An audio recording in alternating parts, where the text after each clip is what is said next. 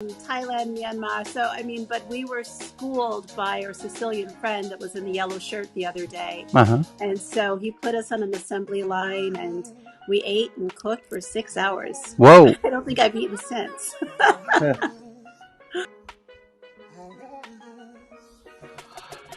Woo-wee. Anyone else have a special weekend? It seems that our friends in California are getting some much needed rain. Oh, that's so good to hear. It's been torrential. Ken, you're in California, right? Me? Yeah. I spent a lot of time in California, but now I live in Las Vegas, so Oh, not. okay, but Chris is. How could I forget? Unless you're traveling. Is the big rain reaching all the way to Las Vegas? It's supposed to, maybe tomorrow. It was actually supposed to hit a little bit today, but it hasn't. But it's also important to hit Southern California. I think the heavy rain's only in Northern California right now. Yeah, but if you have a choice, that's where you want it, because hopefully it can turn into snow and then dump down. Well, and it's too early for snow, isn't it? Yeah, we need to refill. It's way too early. We need to refill Owens Valley. That's what we need to refill. Yeah, but we also need to refill Lake Tahoe, so at least Lake Tahoe will get refilled. Tyler? Yeah. There was a very interesting satire room on Sunday yesterday, which I found was brilliant. I left to the DM and the back channel about how a bunch of degens in the NFT space that were super cool artists, they made the satirical room about Trump dropping his NFT. Yep. And they actually taught the whole room about immutability based on the fact that everyone thought it was real. And they were bringing up all the case scenarios of like, what would happen, what would happen, what would make immutable versus mutable. It was really, really fascinating. So many people inside the room, it was about 40 people actually learned about what it means to be immutable on the blockchain and decentralized by being able to understand if Trump did sell an NFT and what would happen. So it was really wild because it was at the end of it, they told everyone it was a satire. But a lot of people were really coming up with these really great arguments about what would happen if he did do an NFT and he did put it out there. Could someone deplatform it? Would that be fair? What does mutable stand for? What does immutable stand for? And it was really fascinating how a lot of people were they were just having aha moments about how decentralization can also help people with, in some ways, freedom of speech and not looking at them fairly as just the content and what their rights are versus judging them and making it that they can't do that just because of who they are and what they are. Trump's SPAC is going up faster than any kind of. Yeah, I heard that too. I know Barron. They did say that Barron did an NFT back in March, and he was really he was in Clubhouse, and it was really interesting because they said that he was he goes to some really private schools in New York, and he probably gets bullied quite a bit. But they said that it was something where they felt like he was really engaging with NFTs because he felt like it was a community he could engage in. But then he just dropped off. So I guess his father or someone kind of pulled him off of it or whatever. I don't think he's getting bullied because he still has Secret Service protection, by the way. Yeah, well, I guess bullying doesn't have to be physical. It could be mental as well. Here we go. Where's our air horn? Happy Monday, everybody. October 25th. And here's the big headlines. It's a lot of good DMs, by the way, that we're going to get into. I'm tempted to get into those first because there's some really unusually good DMs that people are sending this morning. But we'll go through the top stories. There's actually not that many of them. I sent you a whole bunch in the last 3 hours on two of our favorite stocks, Facebook and Amazon. There are really big stories, some from the Journal and some from the New York Times. So okay. You want to? Is there one that you think is particularly hot? Well, I mean, the Facebook thing I think is a little bit poured over a lot, so we can maybe skip that. It wouldn't be a first one you would do. But the Amazon story, which is tremendous because it really it's very tech related, not just because it's Amazon, has to do with the fact that their internal leave policies, like people who go on disability leave or other types of leave that they're entitled to, that they're not handling the accounting correctly and people aren't getting paid. And part of the reason is because they've got 3 different pieces of software in there, according to the article: Salesforce, Oracle, and Kronos, and they don't all talk to each other. And basically, and they're growing so fast. Basically, the article, if you read it, is Yep. like they're growing so fast they can't keep up with themselves. Yeah. And they okay, go ahead, Tom. I've got the New York Times one here, and there was a few others covering it already, and it says, inside Amazon's worst human resources problem. A knot of problems with Amazon's system for handling paid and unpaid leaves has led to devastating consequences for workers. And really gorgeous photo, huge photo at the top of the piece. I will tweet the piece out, and then I guess we should actually mention a bit of news that Clubhouse announced on over the weekend, we should say, that they're going to have pinned, what do they call it? Pinned links, which is pinned links to the top of the right. top of the. So they're going to create a little space above the top row of speakers, which is usually where the mods might be, and below the title of the room, that mods, as far as I understand it, the mods will be able to pin links there of all different types, like the headlines that we read, for example. And one we'll have to figure out a workaround, because I'm using Club Deck, and hopefully Club Deck, Pierre's in the audience. Hopefully Pierre can chat with Clubhouse to enable that functionality inside of Club Deck, so I can do it inside of Club Deck. Let's invite Pierre up here. And Messi. Oh boy. A whole bunch of friends coming in tardy. Michelle, you're tardy. Okay, Pierre. We'll do that. We're on it. Are you there, Pierre? Mr. Pierre. Good morning. Good morning. Your mic is very quiet. Would it be relatively pretty easy, I imagine, but they would need to make this new pinned links functionality available through an API, basically, yeah? Yeah, we'll do that.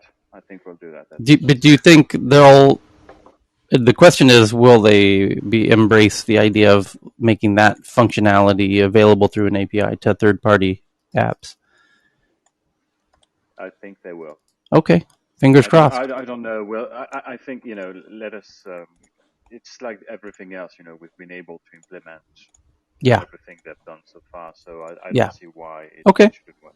What we might do for you is add another, if you want to be able to pin a link and at the same time tweet it out, that might be useful. So we'll try and go a bit beyond the functionality they. Okay. Well, that would be super, super cool. Okay. So I want to say thank you to Pierre as well. He's very, very resourceful. Always gets back to me with solutions. Yeah. Big up yourself, man. Yeah, especially considering, for those who don't know, Pierre builds an app called Club Deck, which is kind of like the dream come true for people hosting or modding rooms.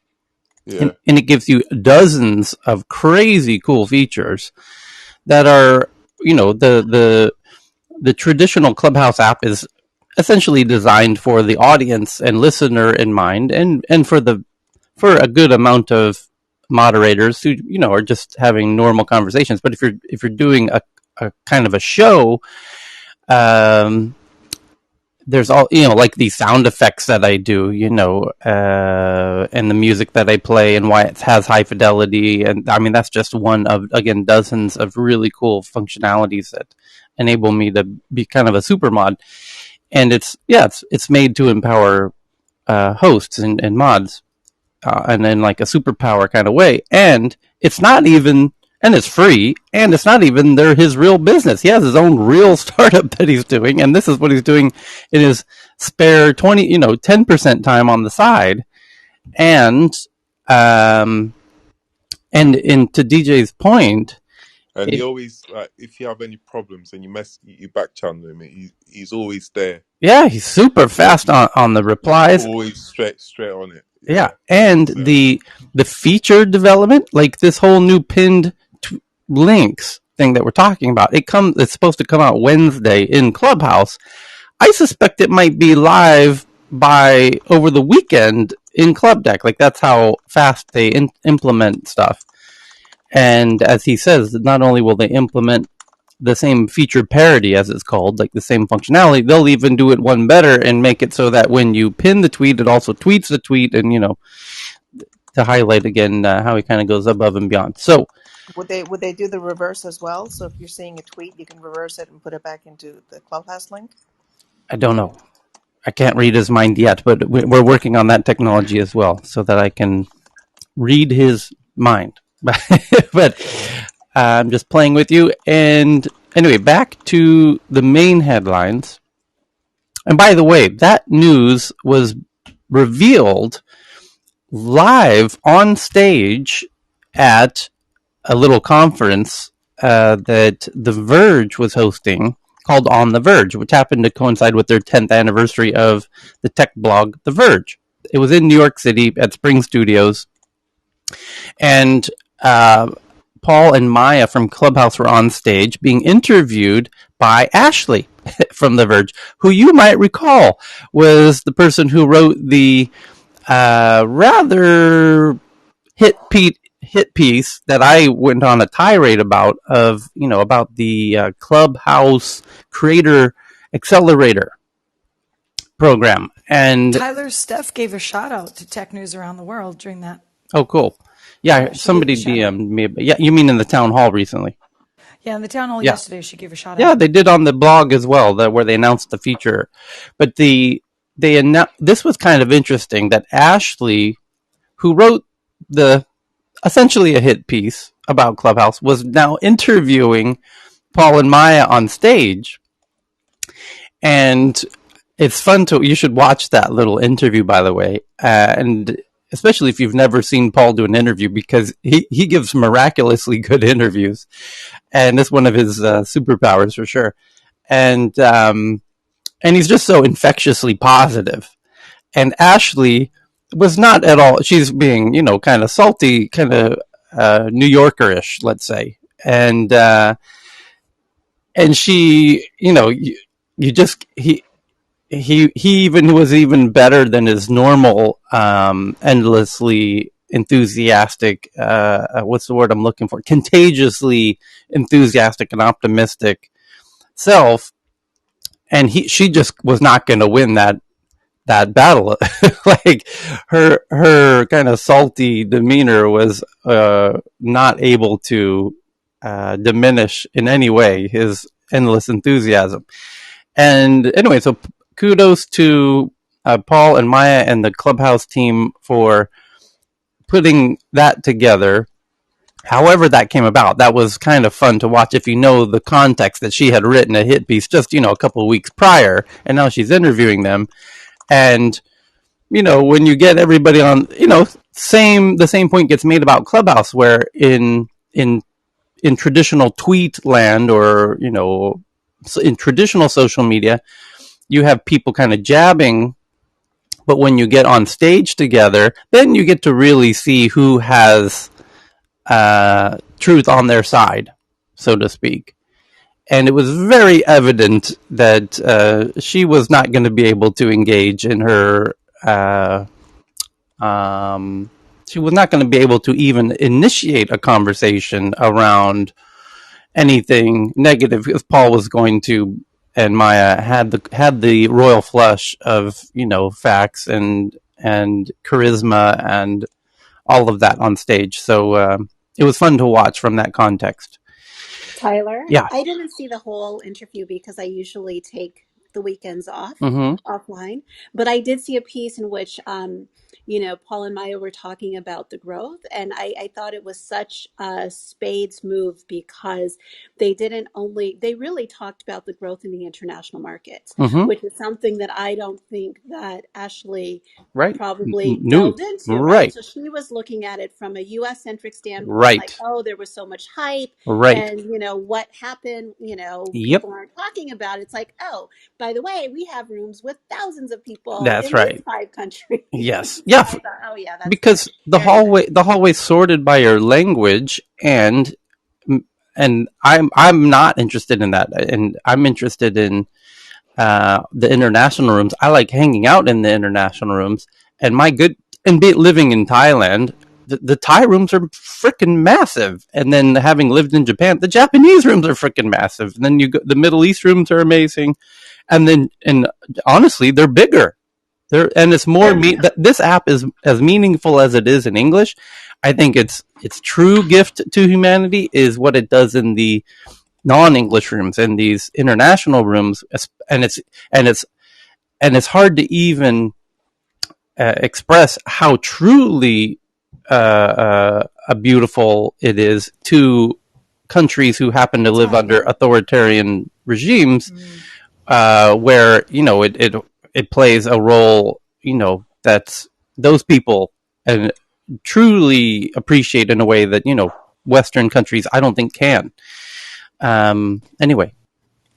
Yeah, and just Tyler, one quick point to the language piece. I've noticed in the past couple of days that I got a prompt, saying, oh, your languages are English and Thai. Is that correct? So I don't know if it's based on my geolocator, but totally. I'd never experienced that before. I don't know. It must have been Friday. But you're right though that journalists who've are writing pieces about that Clubhouse might be overhyped or whatever because MC Hammer's not here.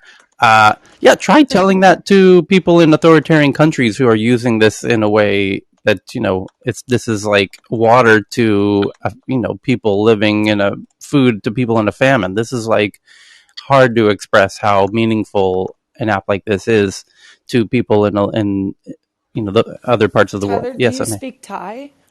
My Thai is terrible. Like really, really, not good. Oh, okay. There was a really talented Thai artist. Speaking of what you just said, there's a very talented Thai artist that's come into the rooms and he doesn't speak English and he's got amazing artwork, and we're trying to get him exposure because his art is just brilliant. And I thought that you might be able to help him because you're in Thailand. But because he's really jumping in the NFT rooms and his work is stunning. Can you connect me with him? Because I know quite a few Thai artists, and I'd love to be able to help support. Lakeisha, I'm sorry, I couldn't hear you. No, I was asking if you could connect me with him because I know quite a few people in the Thai art community. Yeah, but he's actually coming into the English. That's what he wants. Like, he wants to come into the English NFT rooms, like what Tyler just said about the large rooms of Thai. Right. So Thai. I know both Thai and international. So when I say Thai, not Thai national exclusively, but people within the arts community within Thailand. You mean, but within that speak English as well? Yes. Okay, got it. Yeah, there's a weird thing that happens between Thais and foreigners who've lived in Thailand for a long time. There's actually a weird hybrid of Thai and English that we speak with each other, where we know what English they know what Thai we know, and we're able to communicate. It's kind of strange. Anyway, the top story today, October 25th, is from the New York Times, and it says oh, by the way, Cheryl DM'd me and says she's way outside of town in a bad signal area, so her signal's too weak to join us today. So that's why anyone who's curious, I know everyone's wondering, there's a notable lack of unintentional insults going on here today. Is because Cheryl's got bad signal. A level of I have to tweet out that clip, Tyler. It was quite funny from the other day between Trader Joe Chris and yourself. Yeah. So the top story is New York Times. It says internal documents detail Facebook's struggles with violence inciting content in India, including failure to designate some politically connected groups as dangerous. And by the way, this gets very interesting. Oh my God, I gotta play this. First of all, New York Times needs to have a full-on, what do we call this? Transparency statement at the front of their article here. If they say anything about New York Times, check this out. So the New York Times was hiring for a job, somebody to write for the New York Times in India, and their job posting. There's one of the biggest news outlets in India is called WION, WION, and oh my goodness, you have to listen to how they covered this New York Times. So if New York Times is going to write about India, you need to know fundamentally how incredibly slanted the New York Times is against India. Oh my God. Like, as bad, as slanted as they might seem in American politics, holy sweet Jesus, look what they do in India. Oh wow. This is wild. The video is 7 minutes long. I gotta get to the main bit of it, but essentially they had a job posting like, hey, we're trying to hire in the New York Times. And you would think that it would be a normal job posting of like, we're looking to hire people, apply here, blah, blah, blah. No, not at all. It's so crazy in its slant that it doesn't even, you forget that it's even a job posting, because it's just a long rant, a huge, incredibly slanted political raving. And the mainstream media in India called it out. So let me... Recruiters look for? Here, just give this a quick listen. What do recruiters look for when hiring a candidate for any position? Qualification, experience, perhaps a good reference. This is the norm. And then there is the New York Times, the newspaper that claims to seek the truth. It says so on their website, seek the truth. Right now they're seeking a correspondent in India. What is the job description? The person must be anti-establishment, anti-Modi. And this is not our interpretation. The New York Times spells this out in as many words. Let me read out the job description for you. Mr. Modi is advocating a self-sufficient muscular nationalism centered on the country's Hindu majority. That vision puts him at odds with the interfaith, multicultural goals of modern India's founders. And just in case you're wondering, I'm reading from the so-called job description of the New York Times. It's not an opinion piece, although it sounds like one. These scathing lines are designed to attract a candidate who will fill the role of a business correspondent for the New York Times, not an opinion writer, mind you, a correspondent. Slight problem. Reporting requires objectivity. What the NYT is looking for is a candidate who looks at every story through a prism of prejudice. The job description says, and I'm quoting again, under Narendra Modi, its charismatic prime minister, India has moved to rival China's economic and political heft in Asia, drama playing out along the tense border and within national capitals across the region. What kind of recruitment ad is this? When was the last time you saw a recruitment ad like this? At least I have never seen something like this. This edit piece/job ad was posted 4 days ago. But the NYT's anti-India bias is much older. I'll give you a sample. In March 2019, the New York Times wrote, after India loses dogfight to Pakistan, question arises about its vintage military. Absolute fiction. The fact is... So then she goes on to give examples of how the New York Times has historically been very slanted in India. But so anyway, I preface that because this headline is about Facebook's doing business in India, and it's from the New York Times. So we have to know the New York Times is the fuller. I share this in the spirit of giving fuller context about how the New York Times itself is not interested in covering the news in India. It has a very specific slant in how it does news in India. So it says that internal documents detail Facebook's struggles with violence inciting content in India, including failure to designate some political connected groups as dangerous. Internal documents show a struggle with misinformation, hate speech, and celebrations of violence in the country, the company's biggest market.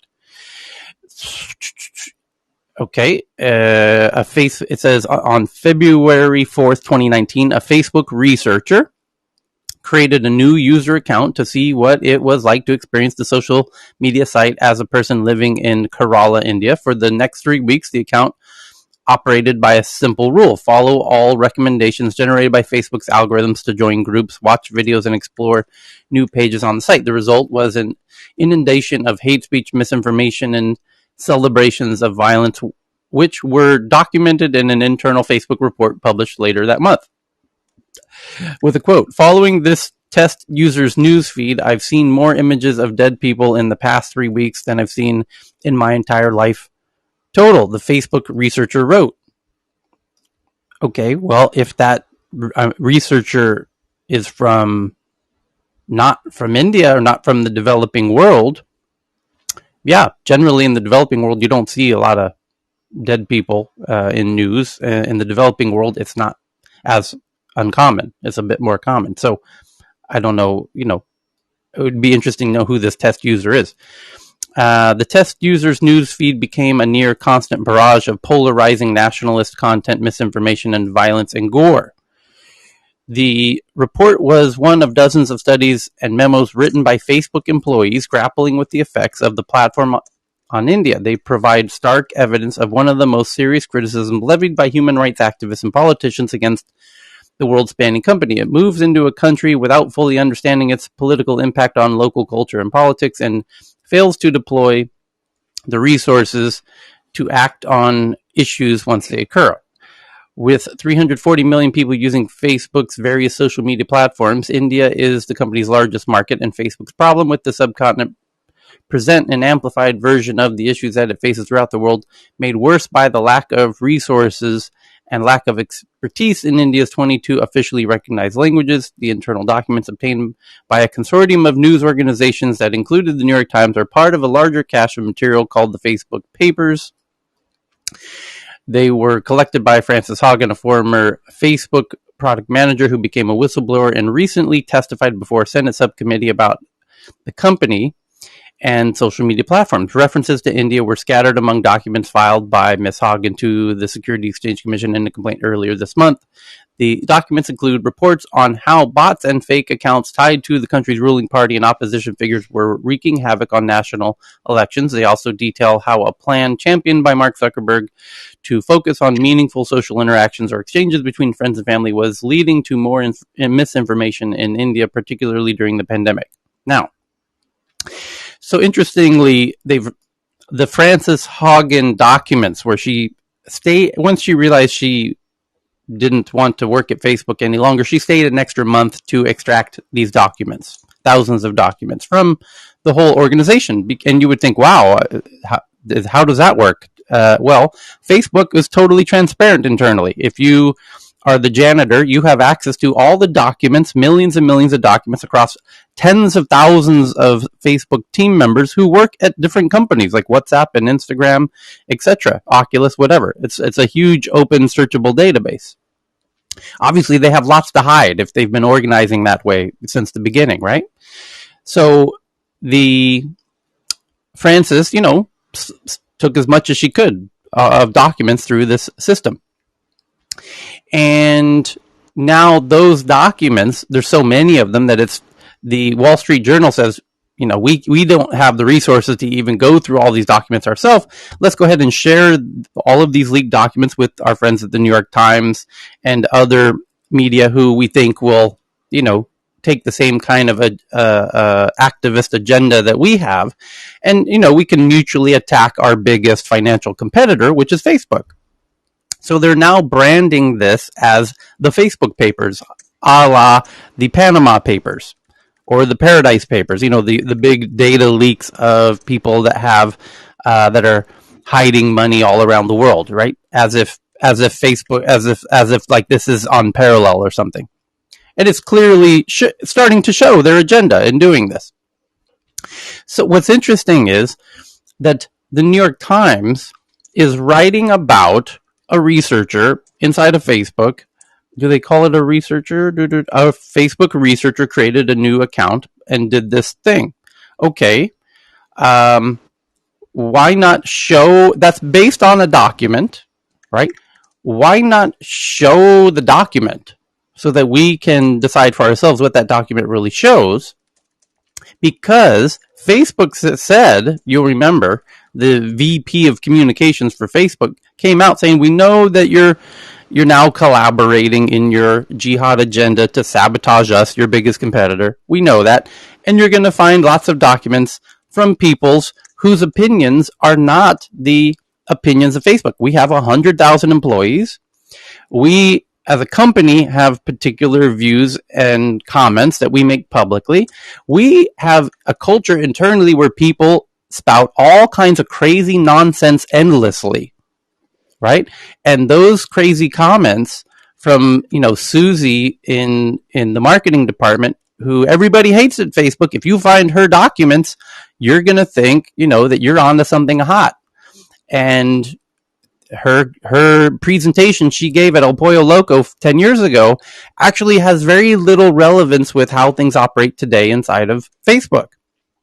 So we're letting you know, because we know you're working on this big Facebook papers, camp agenda jihad, that we are here to answer any questions and provide any additional context about any documents you find from some meeting they had, behind a Walmart 20 years ago. So the New York Times has found a document that they thought was worthy of writing an article about, and we just read it right here just now. This one about how some researcher made a fake account in India and subscribed to every possible thing that Facebook recommends, which, by the way, I doubt any of all the 3 billion Facebook users, I highly doubt anyone's ever done that, like organically. I would find it a little surprising if any user, organic, real user in the history of Facebook was like, oh, you're recommending these 100 things, I'm just going to follow all of those. That isn't a normal use case. That isn't reflective of how a Facebook account will actually look. So I don't know how useful that exercise is. Right? You don't go onto a social media platform and follow everything they suggest following. If you did that in Clubhouse, you would be following all kinds of people who are totally irrelevant to your interests. Completely, utterly irrelevant. Similar on Twitter, similar on Facebook, especially on Facebook. So I don't know that we can really draw much from that little fun thought experiment that researcher had. But the New York Times is drawing something from that, which is that person basically is criticizing their own algorithm by saying, hey, if you follow everything that was recommended in India, you end up seeing a barrage of, and this is the quote, a barrage of polarizing nationalist content. Okay, well, now let's jump back to the little video I played at the beginning, because when they say polarizing nationalist content, that's their big claim. The big smoking gun in this article is that here it is. Here's the quote put right into the middle of the article. The test user's newsfeed has become a near constant barrage of polarizing nationalist content. Nationalist means Modi, who I just demonstrated for you. I brought the receipts and the evidence that the New York Times fails to mention in this piece that they are incredibly, notably anti-Modi. And I brought the receipts that in their own job listing for hiring correspondents in India, we are looking for people who are completely, clearly, definitely anti-establishment, anti-nationalist, anti-Modi. So is this really a surprise that the New York Times is upset that now we know why they have an interest in this, highlighting this? They're trying to highlight that Facebook internally is potentially leading people to become more nationalistic. At least they're being according to them, being exposed to a barrage of polarizing nationalist content. Okay, but they're not interested in exposing their own biases and in how they would love, what they would prefer people in India to be exposed to. And never mind that we have no idea who this researcher is, what their role in the company. Maybe they were fired for being an idiot 5 years ago. We don't know. I would think that's kind of relevant. And I would think if this person was actually a high profile person, the New York Times would be saying, some very high profile person with an impressive title found this stuff, and not just obfuscate it and say just some random researcher. And I think if the document that they pulled this quote from would benefit them, they would share the whole document, which leads me to believe, because we've seen this in prior examples of the New York Times doing this, they're cherry picking out a sentence out of a much bigger document. And that's what they did in this article. They literally took a screenshot of one sentence out of a document. Why not show the document? Because, as we saw in previous examples, the rest of the document doesn't help the narrative that they're trying to create. So, New York Times, call me suspicious about anything you have to say about India, first of all. And call me suspicious when I see you take a screenshot of one sentence of a document and not show the document. Because historically, when you've done that, it's because you're trying to cherry pick data from a document who any sane individual will realize that that document doesn't support the narrative that you're trying to promote. And Tyler, about India, India is not one country. India is 28 countries within a country. It's a bit like United States. So right. I think that should be taken into context. Yeah. Well, I also like the irony that the New York Times in this piece is going a little off the track to make the point that Facebook is going into an area without knowing the full context of what's really going on the ground. Well, New York Times, aren't you doing that by going into these documents of all of these Facebook employees and writing articles about one paragraph out of a paper? Aren't you also going into Facebook land, aka like India? Are you going into this huge pile of documents, not half-cocked, not really knowing the context of what the meetings and debates internally with which that document and what it really means inside of Facebook? You're doing exactly what you're accusing Facebook of doing, which is putting your fingers in your ears and don't want to know the full context of what that document really represented internal to Facebook and how the company really felt about that document. Facebook might there might be, as usual, as we've seen previously with your other leaks, turns out there's actually really good, important context around this issue that really puts it into the proper context that you have access to by contacting Facebook. And Facebook says, we're available when you find a document that from 5 years ago that somebody wrote on the back of a napkin and dropped in a parking lot. We're happy to provide you the additional context of how that document fits into our bigger gestalt here at Team Facebook. And feel free to ask us any questions. And you're not. There's no mention of the New York Times reaching out to Facebook to be like, hey, we found this document. What does this mean? How was this addressed? Can you help us understand this? No, you made no effort to do that. And they've rolled out a red carpet invitation for you to do exactly that. And you're not interested in that because if you did that, you would have no article to write. You have an agenda. You're on a jihad.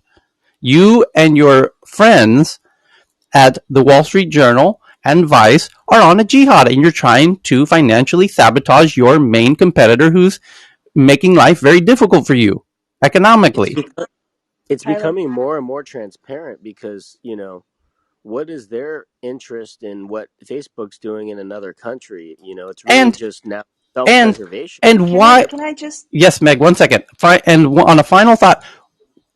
And where is your equal fervor in addressing what the hell's happening over at TikTok?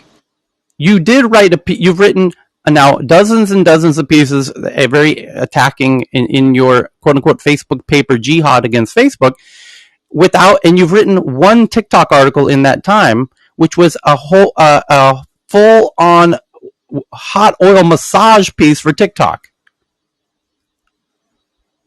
Meg, go ahead. About the benefits of Thanks. TikTok in schools. And Correct. I'm sorry, Meg. Go ahead, Meg.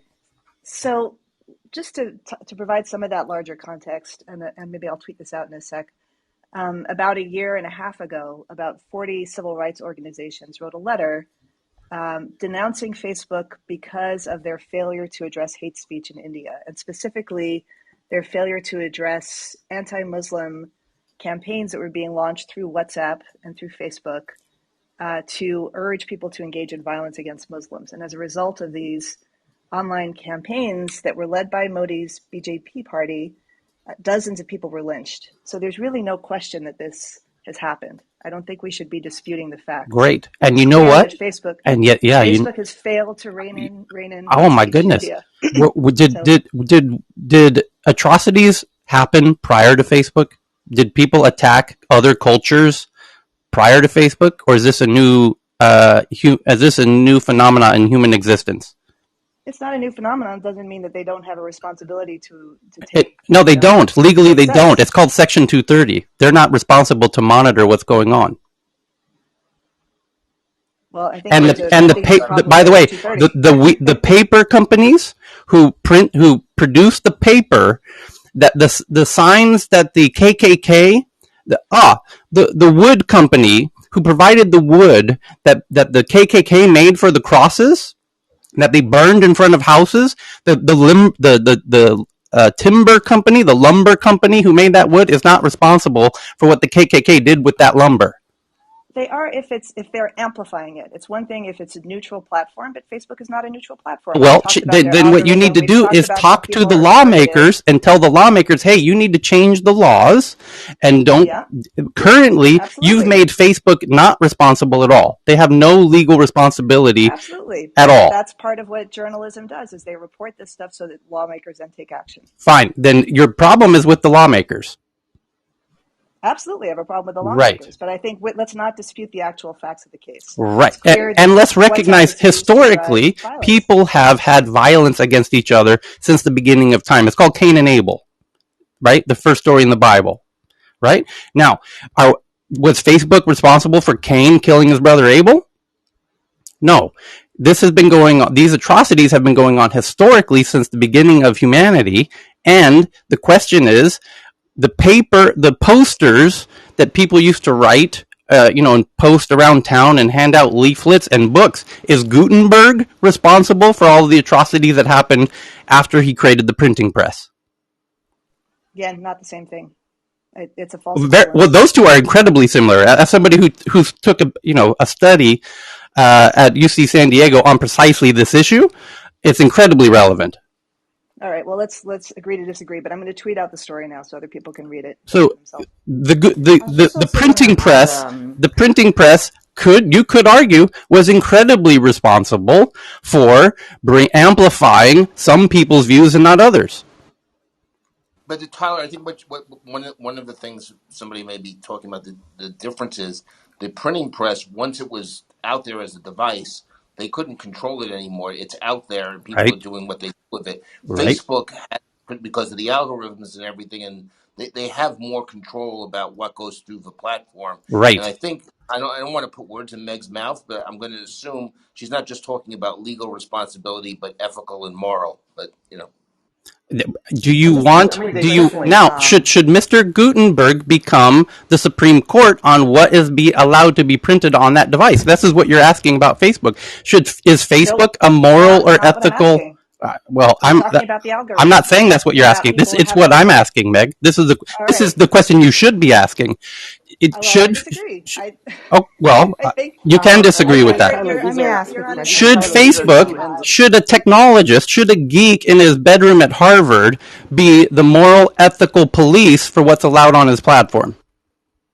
I think he should be responsible for designing an algorithm that drives hate speech in a way that's different from just something people can pick up and buy and choose. That's very different from having your information environment completely designed in order to generate advertising dollars. It's a whole different scenario. I was just going to ask quickly, as much as people can disagree with the work Facebook does or how the algorithm works, but I'm just wondering, what is your perspective or thoughts on the fact that the New York Times or Wall Street Journal are clearly biased in the way they've been covering this for more than a month and weeks. So I'm just wondering if anyone has any thoughts on that. As much as I think it's fair to disagree with the way Facebook works or even how they manage your algorithm ranking, if that's also concerning or not at all. Here's a quote from the article. Hate speech against marginalized groups, including Muslims, is on the rise in India and globally, says Mr. Stone from Facebook. So we are improving enforcement and are committed to updating our policies as hate speech evolves online. Yeah, it's happening on every app, perhaps somewhat equally. By the way, some are saying that it's now moving to the encrypted apps like Telegram, where they can do this, under darkness. And so what are you going to do now that these groups who are, using technology like printing presses and telephones and, printed paper and messaging apps and now encrypted messaging apps, where they can now have a really interesting tool, which is encrypted messaging apps, to communicate, to coordinate, to attack their political or ethnic opponents. Well, Telegram, who's totally encrypted, would you like Telegram to not be encrypted so that you can police? Should Telegram now be responsible for what's being said inside of Telegram? Because I can assure you, we saw the reports. I will pull up the receipts if you like, that this is where they are all now going to. Because Facebook is making it more difficult for people to do these kinds of things on Facebook. They're going to Telegram where they believe it's encrypted, and to some extent it is. And okay, great. So you just pushed all of the people that you didn't like with how they were using this one particular medium into another medium where you're not able to see what they're doing. And the question is, should that medium, in this case Telegram, be responsible for the genocide-ish behavior that they're enabling on their platform? I think these are two ends of the spectrum. You either select everything or you select nothing, right? And I think that some of the social media platforms basically stream all the messages that come at you. They don't select it. They don't preferentially put something in front of you. And I think some of the bigger ones, and Facebook is an example, they have too much volume to do that. Personally, I think it's because they cannot scale to the point where everybody sees every message that they are like, that, right? So they necessarily have to select something. And the moment they select, they are now part of the amplification because now they're serving an editorial purpose. Right. They're not just putting what people put out there. They're actually selecting what you get to see. And that's a responsibility. And I applaud them for all the work that they're doing to try to fix that. And I think time's on their side, actually. I think they will fix it at some point. However, in the meantime, in the meantime, they are deciding what I get to see. And that decision should come with some responsibility. Yes and no. Here's the headline from Wired. I don't know, Tyler, if I can just add something quickly. One second, Michelle. The headline from Wired this weekend is, I used Facebook without the algorithm and you can too. Making your newsfeed chronological is an enlightening look at what's really happening on the platform. You don't have to use their algorithm. You've chosen essentially to do that. You have the option to not have their algorithm at all. No, that's not correct. It is correct. Would you like me to read the article? I have done it. I don't need to read the article. When you flag it as the article implies or suggests, it does not show you everything that you see. You do see chronologically, but it is still selecting. Furthermore, simply because there's just too many. If you have evidence of that, let's go ahead and we can break some serious news if you have any evidence of that. I absolutely do, because then please send it to me. But you can do it yourself. There are please show me how to do it myself. I'm going to, yeah. I was actually just going to confirm that it's possible to have a non-personalized maybe I can finish this on the. I just wanted to add shed some light to the product. As I believe I pretty much know how it works. You can have a non-personalized experience within Facebook if you adjust your settings. But there are friends you will never see their posts of, right? So you do see them chronologically. However, that chronological stream does not include all of your friends. They still select the friends from whom you're going to hear. That's point number one. Point number two. I don't understand. I don't understand your point there. That doesn't seem to make sense. Okay, so my point is that if I have 2,000 friends, yep, there's no way they're going to chronologically show me everything my 2,000 friends are posting. Yes, they do. That's the whole point of the chronological feed. They don't. They don't. Try it. You will. There are friends you will never hear from. Because they're not posting. If they post, they do. That's the whole point of chronological feed. No, they do. Because he's if you right, go because to I their have the same face, experience if you with go to their Facebook. pages, you There's, will see for that they some have reason, there's posted, stuff you but you don't didn't see. see them. I'll give it a If shot. you go to the friend's page, please do. You can go to, just pick a friend that you haven't heard from, go to their page, and you will see that they've been posting all along. It's just that they're not presenting it to you. And I think it's because it's just too much scale. That's point number one. Point number two, when you log in a second time, the flag reverts right back to the other stream, not the chronological one. So you have to keep resetting it every time. Tyler, you've been asking whether, Facebook or these platforms should or shouldn't kind of take responsibility for what is going on. But in a way, it's like they already do that. Like they do take some level of responsibility for it. That's why they have content moderation. That's why they remove, people killing themselves live or like things like that, right? Because they do feel responsible for kind of not showing people like the most atrocious things on their platform. So that responsibility is already there. And I think the question that could be asked with this Muslim thing that was mentioned here is what was the reason for it not being removed? Was it a language barrier? Like was the algorithm not dealing with the language? Maybe that was the reason for it, right? So in a way saying like should they be the police on this? Right. They already are. So are they in every country in the world equally? Well, probably not, and probably Right. language is So should another question Facebook to ask. be the responsible party for curating and being the ethical, moral police on their platform, or should the governments in those countries manage those accounts? Tyler, you hit the nail on the head. It's so in the UK, I can't watch Fox News, right? Because the UK regulatory authority considered Fox News to be biased or one-sided view. In the UK, the law is a media must present itself as both sides of the argument. And Fox News you can't watch on in the UK unless you watch it on YouTube or but not on TV, if you like, Sky TV. It's not available. So it's the government regulatory, independent regulatory bodies have to have. And so I think it's not the media company's responsibility, it's the public. And where some governments are skewed one way or the other. And so you can't have a unified approach like you have in the United States or in the UK or Europe. We have to accept that fact, and not everywhere is going to be like it is for us.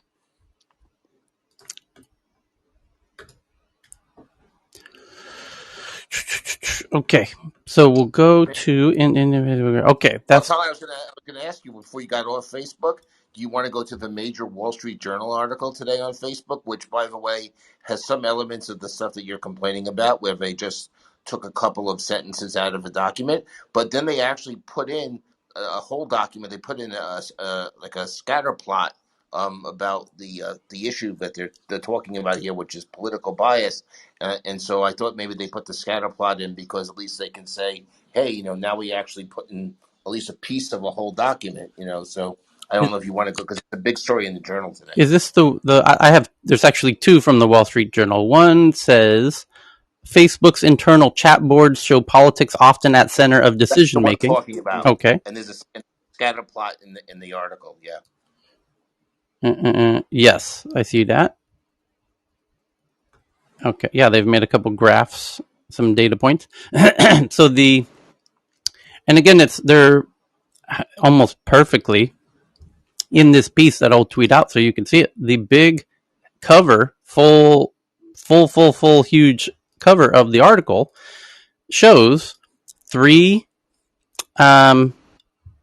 It looks like they were clipped out of paper, like somebody printed out a whole bunch of files, and somebody cut out short little sentences. And I'll read the 3 sentences that they cut out, little paper snippets out of these thousands of documents. And one of them says, "Get Breitbart out of news tab. Do I need to explain this one?"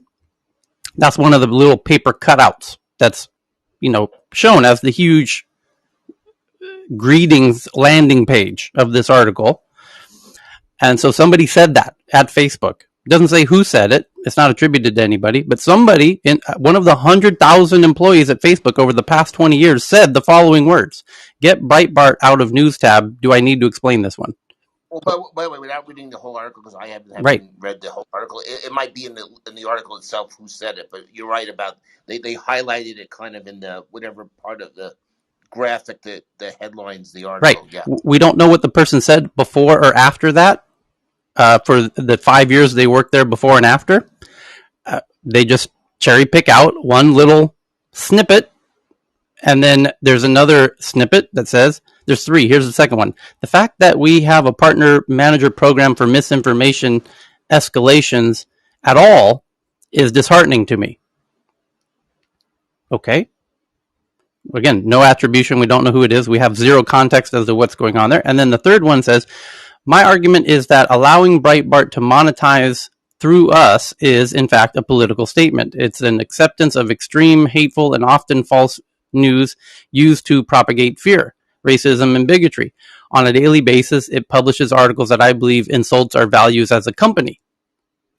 Right. So one of the 100,000 people who worked at the Gutenberg Press didn't like one of the books that was being published on the Gutenberg Press. So clearly, actually, this person is very upset that this technology is being used to the financial benefit of somebody's views who they don't agree with.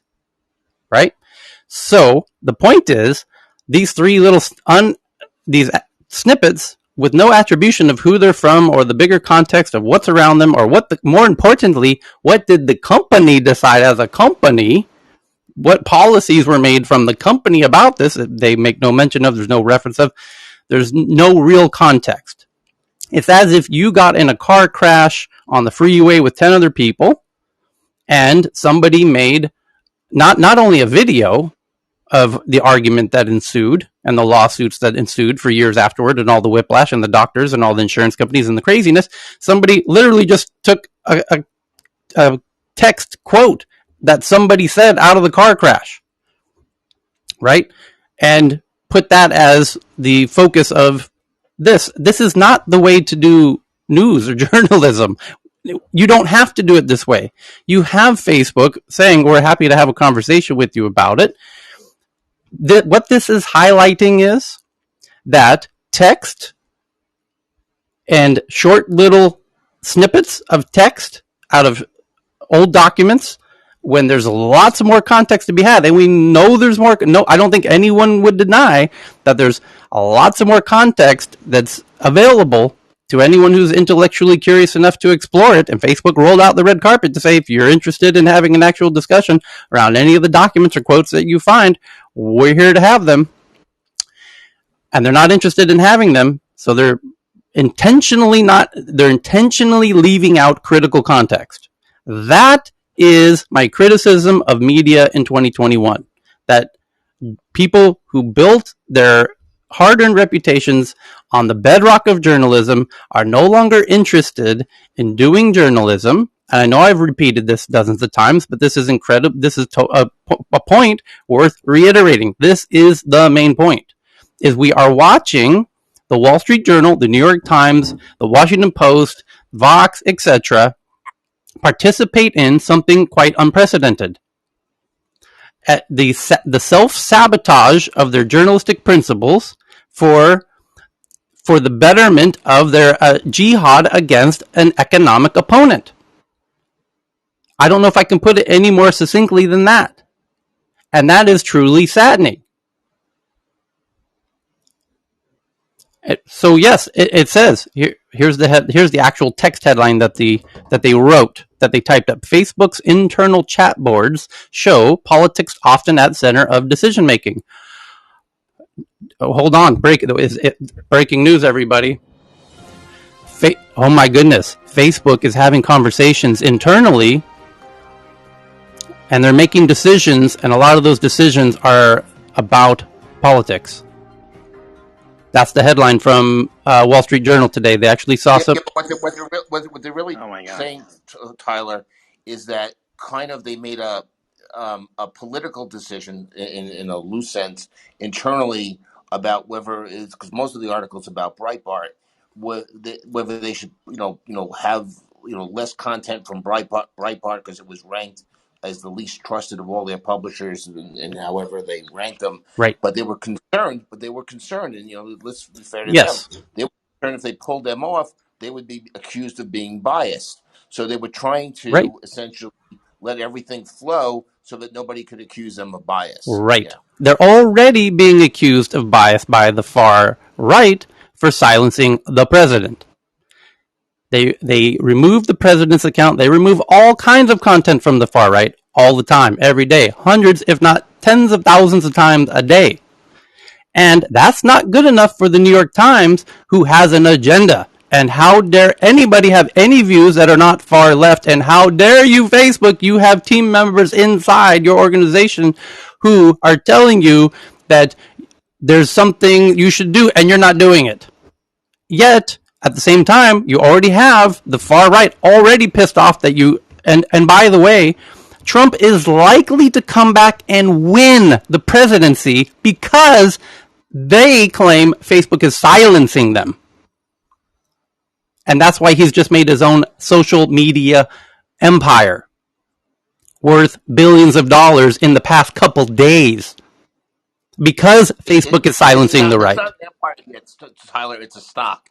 Right. It's not really even operational. It's a stock. Okay. Yeah. Well, it's a company. That company is now worth billions of dollars in the past 48 hours. I understand that's the valuation, but it has no operation. And that wouldn't exist if Facebook let this content exist on Facebook. So now your silencing of the right is leading to a more extreme version of the virus. You've now created Delta Plus. So is this whole silencing of this content you don't like actually a great idea? Does it make it go away? When somebody has views you don't like and you make it illegal for them to speak, does that make you feel safer that they have guns at home? And they know what time you go to sleep?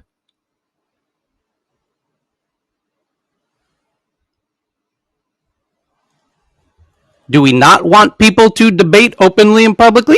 These are some of the questions people should think about, the second, third order magnitude effects, before they start putting in policies, especially when they have no background in policies. The New York Times is clearly they have their own team members. Gabby Weiss resigned, saying, "You are a toxic work environment, New York Times. I'm leaving you." Because I'm a centrist. I'm not even on the right side. I'm left. My parents are Orthodox Jews. I'm myself a left-leaning Jewish journalist writing for the New York Times, and I say you're a toxic work environment, and I have to leave you. That's how extreme you are. I think her name is pronounced Barry Weiss. Yes, sorry, not Gabby. I'm sorry. You're right, Barry Weiss. Thank you. So let's keep that in mind when we realize who's writing these articles against Facebook, what their agenda is. This is not, it used to be even just 5 years ago, that if the New York Times, the Wall Street Journal, whatever, were writing these articles, we'd be, these important legacy institutions of journalism are now highlighting important stuff, as Meg was saying, to the politicians. That's an incredibly important role that they historically used to have. Well, you kind of threw that baby out with the bathwater when you became jihadists.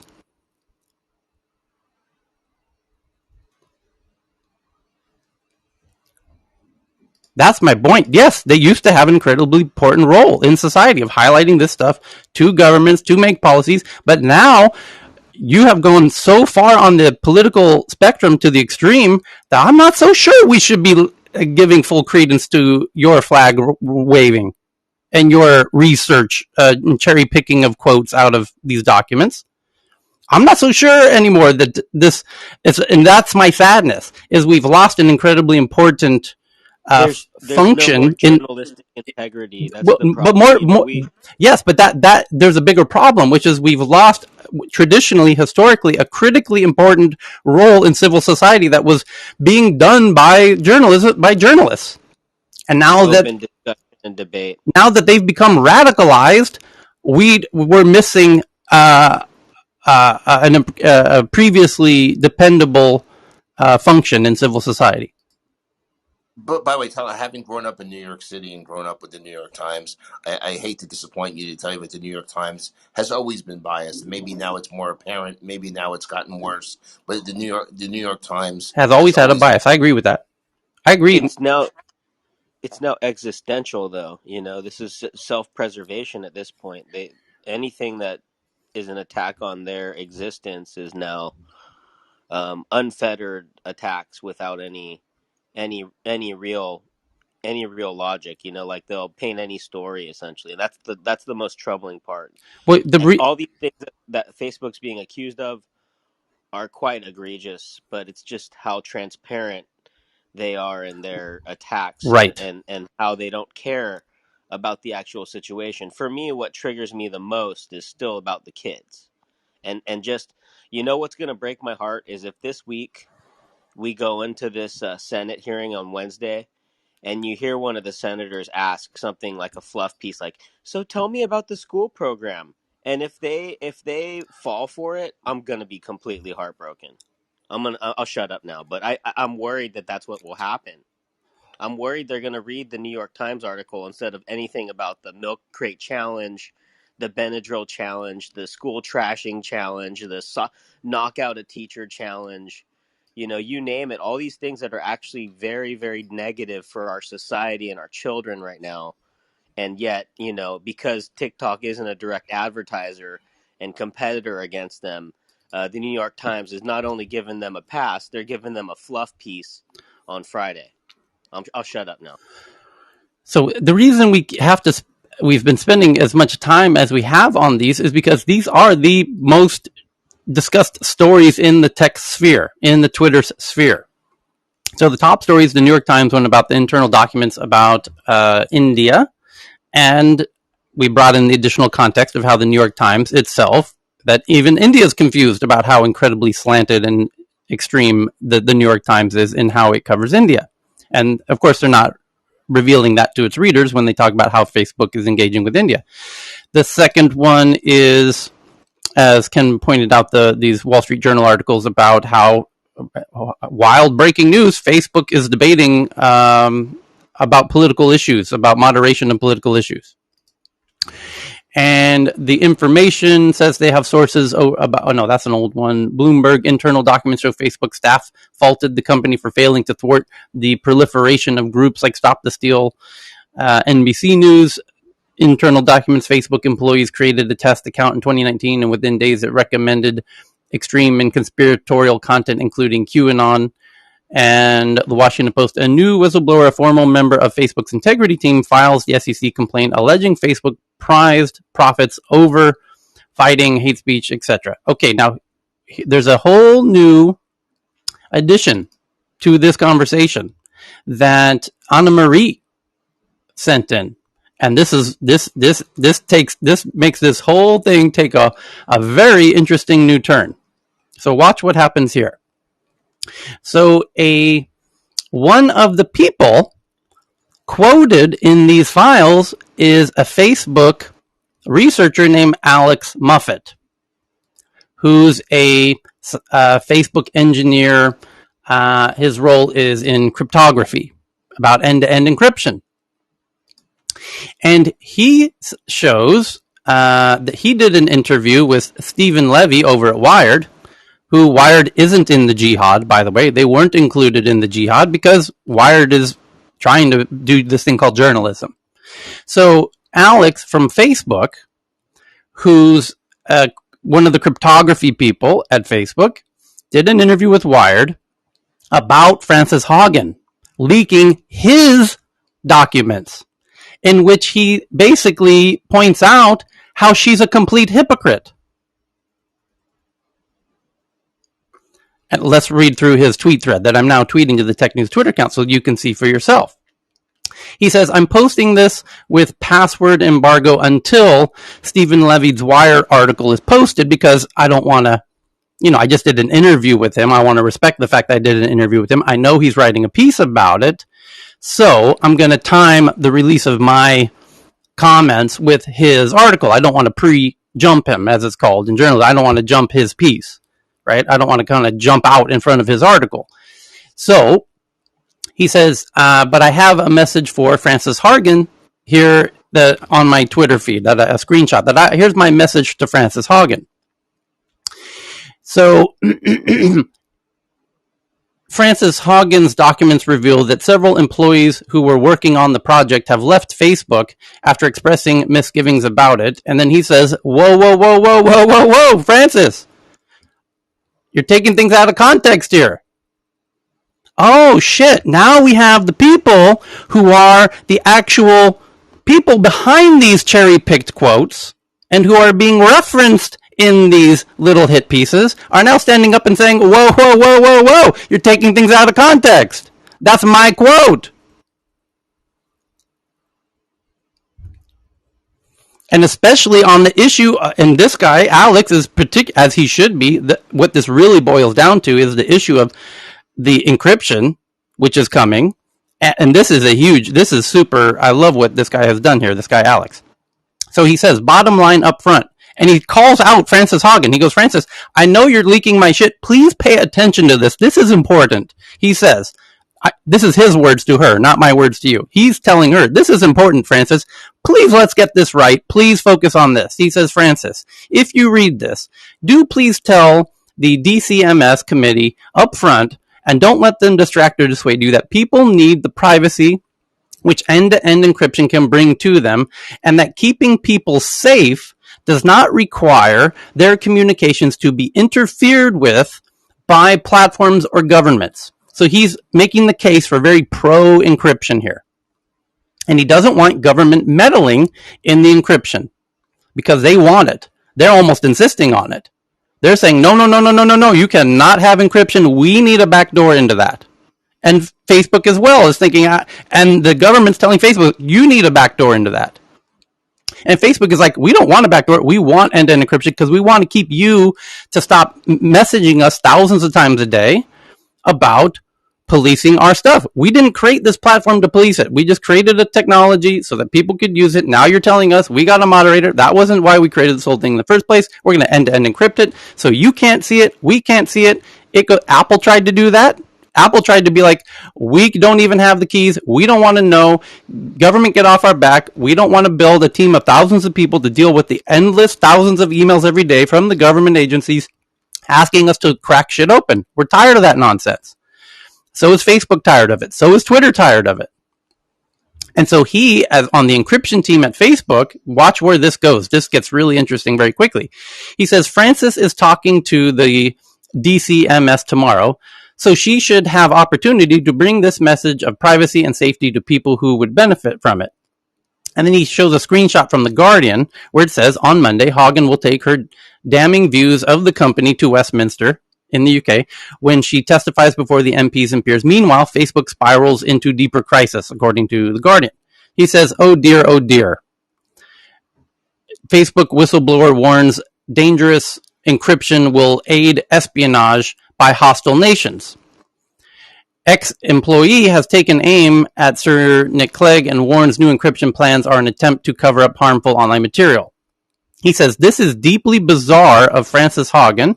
She is arguing that if Facebook willingly surrenders its ability to spy on user content, including on behalf of, say, the Chinese government, then it cannot protect those users from the Chinese government. And then he goes on to say in his next Twitter tweet in this thread, she is literally proposing that Facebook should act as in a supernatural manner and supranational manner, and in that process should deny users from having message privacy. Oh, the irony. I don't think she has thought this through terribly well, not to mention that one of the documents she leaked is literally all about this. I know because I wrote it. We are now in an exciting situation where we can pit one of Facebook whistleblower against another, meaning he's blowing the whistle himself. And we could also ask Frances Haugen if she believes that Facebook should protect UK users against malware sent by the NSA and the GCHQ, meaning the intelligence agency of the UK. P.S. If you're interested in a thumbnail sketch of the harms which will be caused by banning harmful feed algorithms, here's my take on it. And he did a tweet where he says, it'll be weird if the echo chamber of politicians, journalists, and quote-unquote safety child protection advocates succeed in somehow banning algorithmic content feeds and then evaporate when the rage which feeds their community dialectic eventually dissipates. Brilliant point. He's actually looking 2 chess moves ahead, which they are not doing. They're going to totally self-sabotage themselves and they don't even realize it. He does because he actually builds the technology. A question for Frances Haugen at the DMCS tomorrow. Should Facebook be responsible for protecting EU citizens from state-sponsored malware being deployed on Facebook by the state? If you want to read the unexpurgated article, this appears to have the context. Again, he's criticizing how they're cherry picking his own quotes in ways that are not relevant to his bigger arguments. Here is the point which really does demand being driven home tonight. Anyone who tells you that they know how Facebook Messenger with default end-to-end encryption will behave is fibbing, especially regarding anti-abuse features. Choices of feature and what gets launched will still be in the air. Features can take months, if not years, to be shipped. Speculate all you want, but it will still be just hot air, as will any statement which declares the app to be a recipe for disaster. So I shared that to the Tech News Twitter account, so you can enjoy that. Hey, Tyler. Yes. Let me make the actual critical point I was leading up to. He's saying that the governments are being also shady in all of this because they are insisting on getting into your encrypted apps. And that's true whistleblowing. He works in encryption at Facebook. He knows that the governments are intentionally, as he says, trying to embed malware into your devices and want full access to your encrypted conversations. And Tyler, this was the point I was going to touch on, actually, what you just said. Okay, there's 2 sides to this, which is if you have backdoors, then the government goes on a phishing expedition. On the flip side, though, if you have a situation where they get a warrant, and I'm not even talking about a Pfizer court. Let's say I'm just going to use an extreme example. They think that some terrorist organization is going to unleash a biological weapon in a major U.S. city, and the government goes to even the U.S. Supreme Court openly and says we want a warrant, even though they probably won't disclose who's in the warrant. Well, we want a warrant. Even with a warrant from the U.S. Supreme Court, if you've got really good encryption and there's no backdoor, how does the government find out who the bad guys are who are going to go try to kill a couple of million people? So there's a flip side there too. Yeah, of course. I think there is an answer to that. Go ahead, Ken. I think the answer to that is the endpoint. You mean let them snoop on the endpoint? I'm not saying let them. I'm just saying that that's technically possible. Yeah. Yes, subtle but important distinction. It's going to be interesting to see people here and other Facebook folks jumping into the conversation here. So next up is Citizen Lab. This is New York Times. It's about Citizen Lab. Citizen Lab is the outfit in Toronto who revealed the whole Pegasus. Speaking of, in putting malware into your devices, governments putting malware into your devices. New York Times, Citizen Lab. The iPhone of Ben Hubbard, an American reporter for the New York Times, was hacked in 2020 and 2021, likely by Saudi Arabia using NSO's Pegasus spyware. NSO denies it. Can I make a small comment about this weirdness? Yeah. You know, I always joke about, well, I don't joke. I actually take my security extremely seriously, and I always bring it up. In the past 3 or 4 days, my phone has been a mess. My burner phone, I click on and off my mic, it'll freeze up to where I can't use the phone anymore. And I reset it recently, and it seems to be back to normal. So who knows? So this article says, I was hacked. The spyware used against me makes us all vulnerable. Invasive hacking software sold to countries to fight terrorism is easily abused. Researchers say my phone was hacked twice, probably by Saudi Arabia, but very certainly by Israeli spyware. So in Mexico, the government hacked the cell phones of journalists and activists. Saudi Arabia has broken into phones of dissidents at home and abroad, sending some to prison. The ruler of Dubai hacked the phones of his ex-wife and that. So perhaps I should not have been surprised when I learned recently that I too had been hacked. Still, the news was unnerving. As a New York Times correspondent who covers the Middle East, I often speak to people who take great risks to share information that their authoritarian rulers want to keep secret. Now you want secrecy on a platform. I thought you were just arguing that we need to stop all of these crazy people. Meg was making the point, these tech platforms are truly atrocious. They're leading to, different cultures attacking each other. And now here's this New York Times journalist being, I need secure encryption. Now you understand why this is about encryption? Because the New York Times in the last article was basically haranguing about, you got to remove all the bad stuff we don't like. You got to remember, there's bad stuff happening there. You got to get that out. And then one article later, I've got important shit that you should not have the ability to remove. Or even look at. Do you see how the encryption issue is going to become one of the biggest issues of 2022? And how if the governments are able to get into it and not, and etc. And data privacy and yada yada yada. Whew. But in a world where we store so much of our personal, hold on.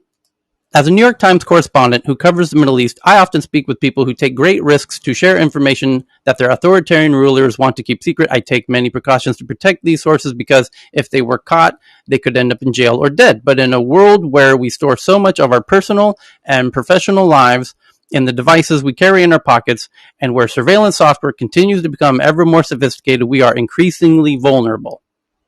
Right. As it turns out, I didn't even have to click on a link for my phone to be infected to try and determine what happened. I worked with Citizen Lab, a research institute in Toronto. I hope to find out when I had been hacked, by who, blah, blah, blah, blah, blah. We got it. Yeah. So you don't have privacy, and you don't want any people doing bad shit to have privacy either, and you want them silenced and removed.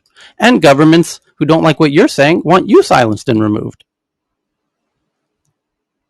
Yeah, I mean, I joke about being vaporized, but, I'm highly critical of certain governments, and, I wouldn't be surprised if they are able to get to me pretty quickly. So the next one's from The Verge. Microsoft reverses its decision to remove code editing feature called Hot Reload in its upcoming .NET 6. Who cares? Next one, CISA. This is American Intelligence Agency.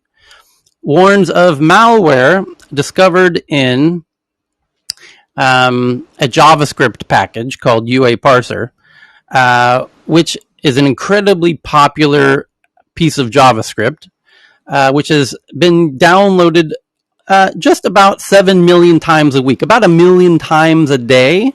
A website, a developer goes, here's a little hint for you. If you hire a developer, you think they're writing code to build something for you. They're not. They're going to repositories of code and picking out Lego bricks and then bringing that sack of Lego bricks back to their desk, and they're building you your little Lego castle out of these Lego bricks. They're not actually building the Lego bricks themselves 99% of the time. And these little bricks... Yes, doesn't that sound just like how lawyers put together documents? Yes, the lawyers are essentially doing the same.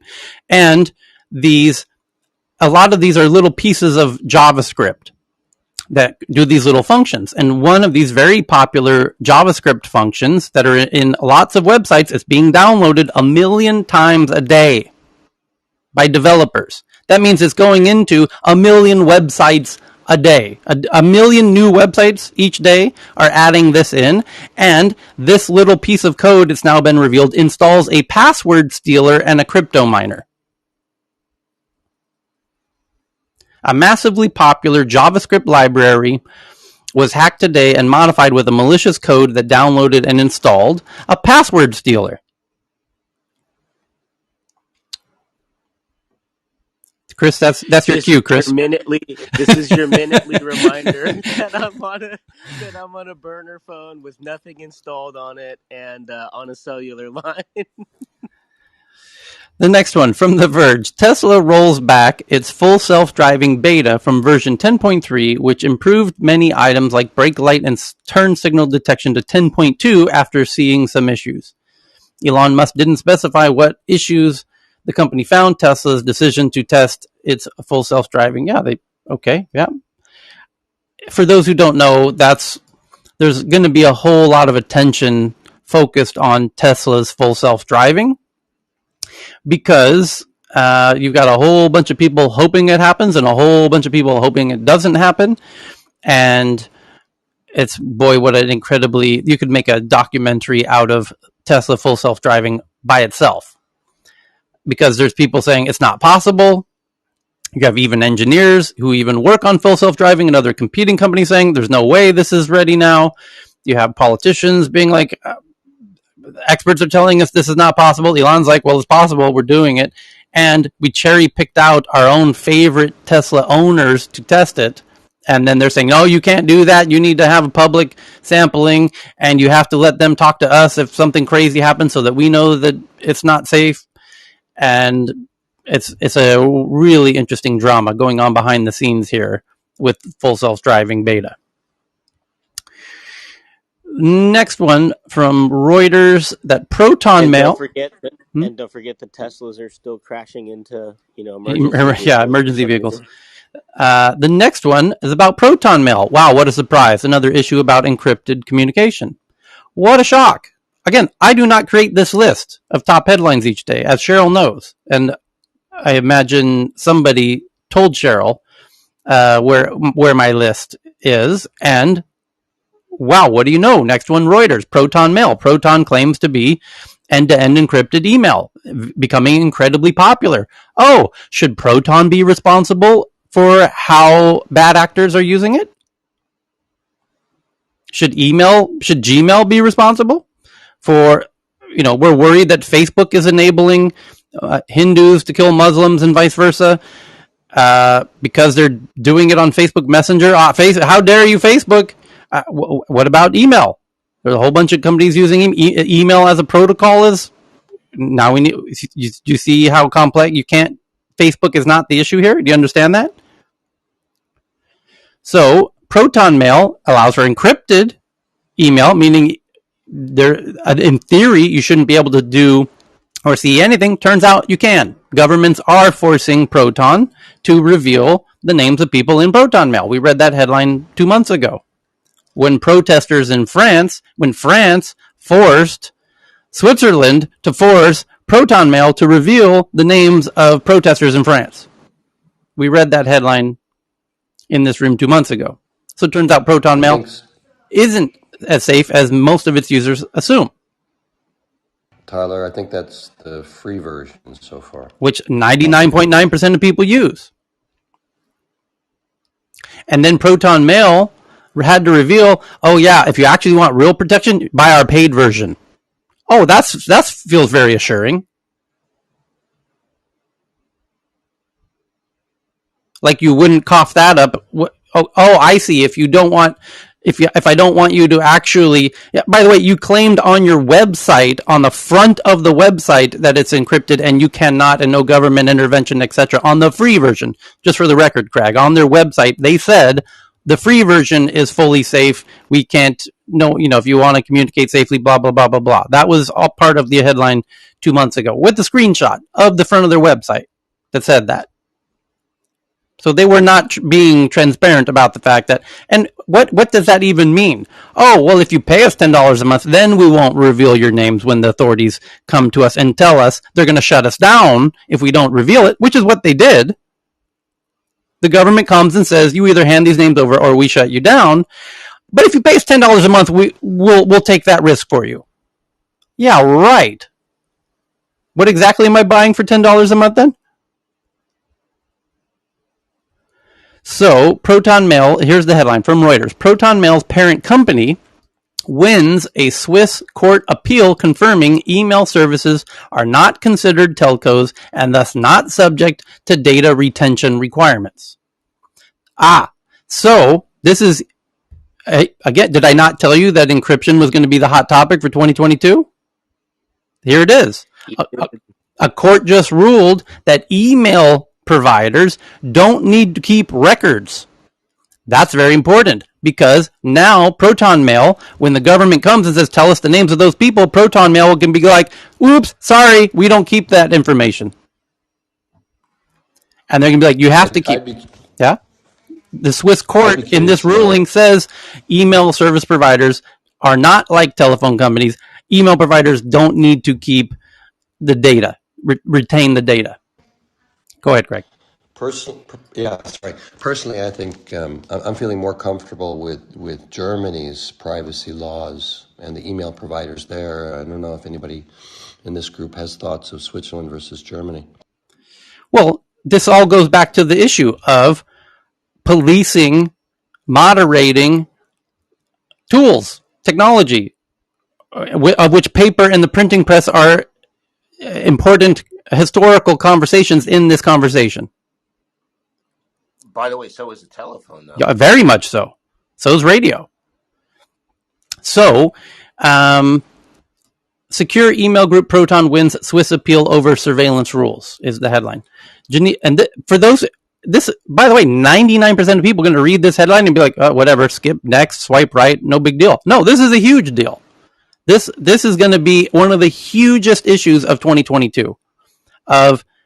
You know what the only real difference, by the way, between telephones and email is in most countries, the telephone systems, if you're talking about, well, even if you're talking about cellular, but certainly about landline, they were given almost like monopoly status. I mean, they were given almost like exclusive licenses where anybody can start an email service. And that's why there's usually sometimes this legal distinction between what's a common carrier, what's not, and different regulations, even though, you can communicate over a phone and you can also communicate over an email. And then if the government's looking into something for hopefully legitimate reasons, like stopping a terrorist, they want the same ability to be able to search emails as they want to be able to search phone records. But with that, stuff is catching up. Yeah, Proton calls itself the world's largest secure email provider using end-to-end encryption and state-of-the-art security features. The Swiss Federal Administrative Court upheld its appeal against the Swiss Post and Telecommunication Surveillance Services over its status and obligations to monitor traffic.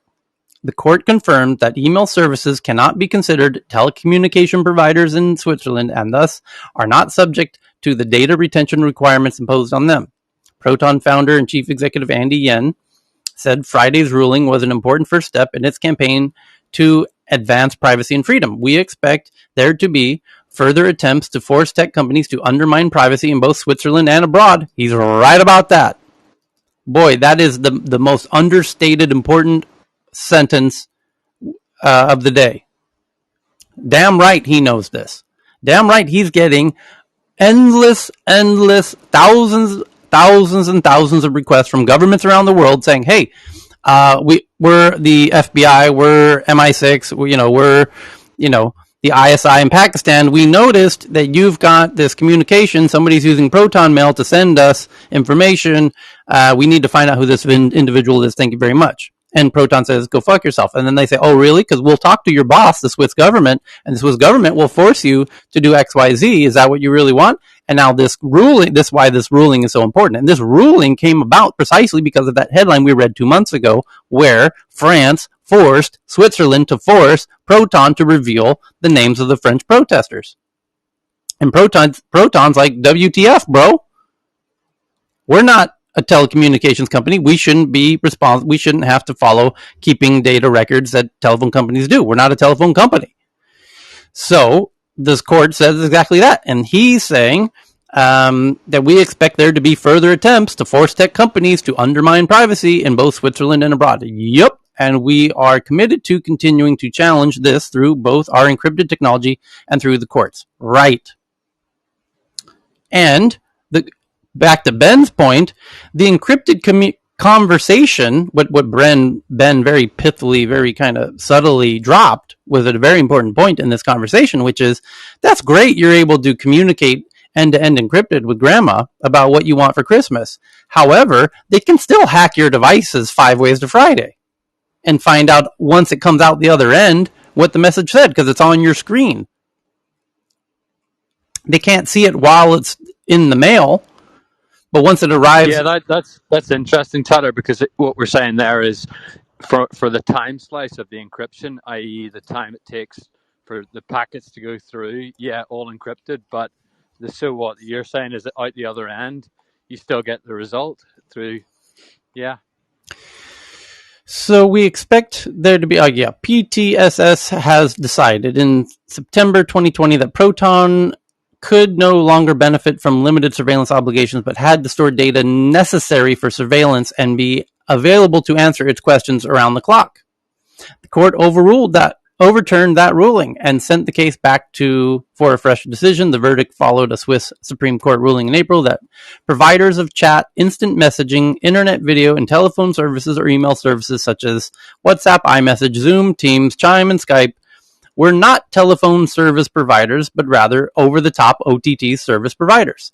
Together, these two rulings are a victory for privacy in Switzerland and a victory for Swiss tech startups as they exempt them from onerous telco regulations and handing over certain user information in response to Swiss legal orders, Proton said in a statement. And do you hear that sound? Do you hear the sound of feet of geeks running to build their startups in Switzerland who have anything to do with communications?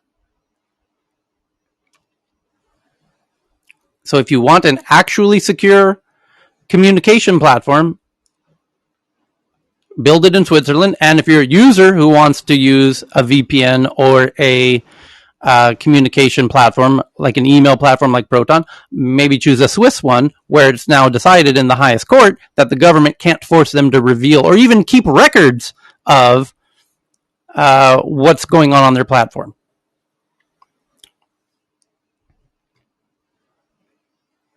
And then here, the next paragraph says, still, Proton has faced criticism after a police report revealed that it provided the IP addresses of a user in a French investigation that led to the arrest of the climate activist in France. Yep, I said that before we even opened the article. So, again, this is going to be the big issue, and governments are all going to decide, just like they're trying to decide what the hell to do about Bitcoin, they're also trying to decide what the hell are we going to do about end-to-end encryption. Because we want access to that and we can debate this all day long. But once you have end-to-end encryption, do you think people are going to be using Facebook to do illegal activity? Well, Facebook itself wants to bring end-to-end encryption to Messenger.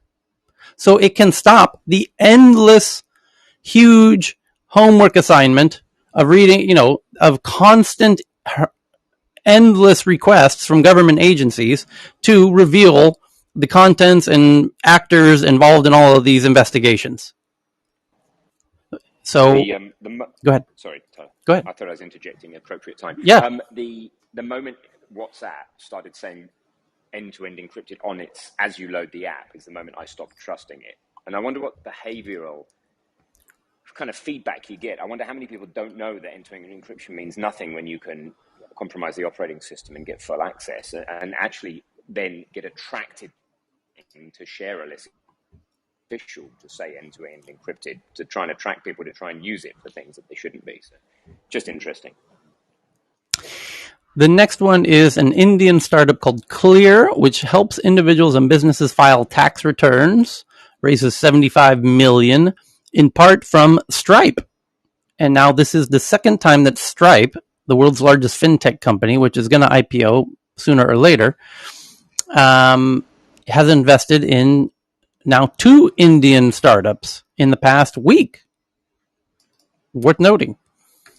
The next one, The Guardian, Tesco. Tyler, just quickly on that last one. Uh-huh. It's the same business model as, I think it was like, was it Quicken or QuickBooks then Yes. did the jump start to the Rocket mortgages, so they're using the whole data sets that are already within the existing to then jumpstart like a new product. So like I imagine in this one on the tax returns, it's pretty handy having the transactions through Stripe and everything's there. So just find it interesting that there's like these containers that are then resulting in, like, I don't know, kind of sidecar businesses really, really fast as a result of like their existing database or data on customers. Right. And that they're taking advantage of, and they should while they can, because Stripe is not considered big tech yet. They're not even publicly traded yet, although they're far bigger than the most publicly traded companies. They're massive.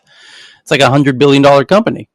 So they have a lot of data. They've got incredible, juicy, sweet data, Stripe does.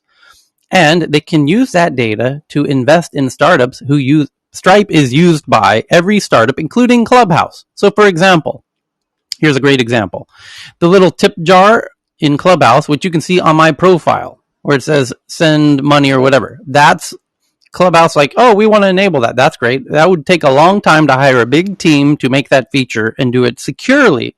It's easy to make the feature. It's very difficult to do it securely.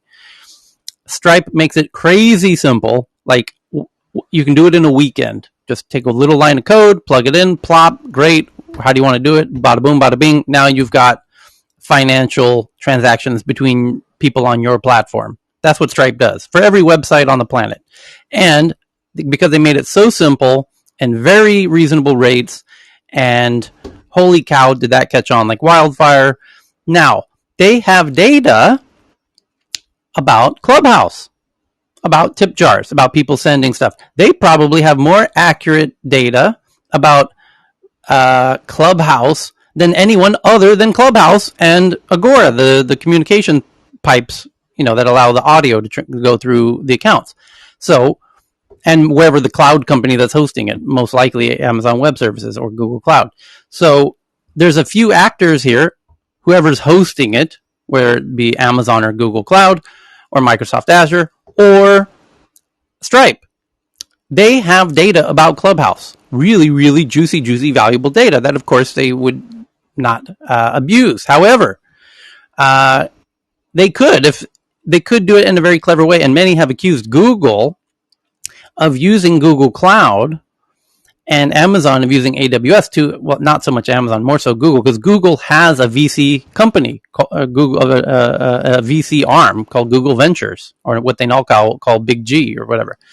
And Google Ventures invests in startups. Do you wonder if the Google investors who are investing in startups ask Google Cloud, hey, we're meeting with a startup, how's their traffic doing? And Stripe is now invested in 2 fintech-ish related Indian startups. Gee, I wonder if they looked at the data.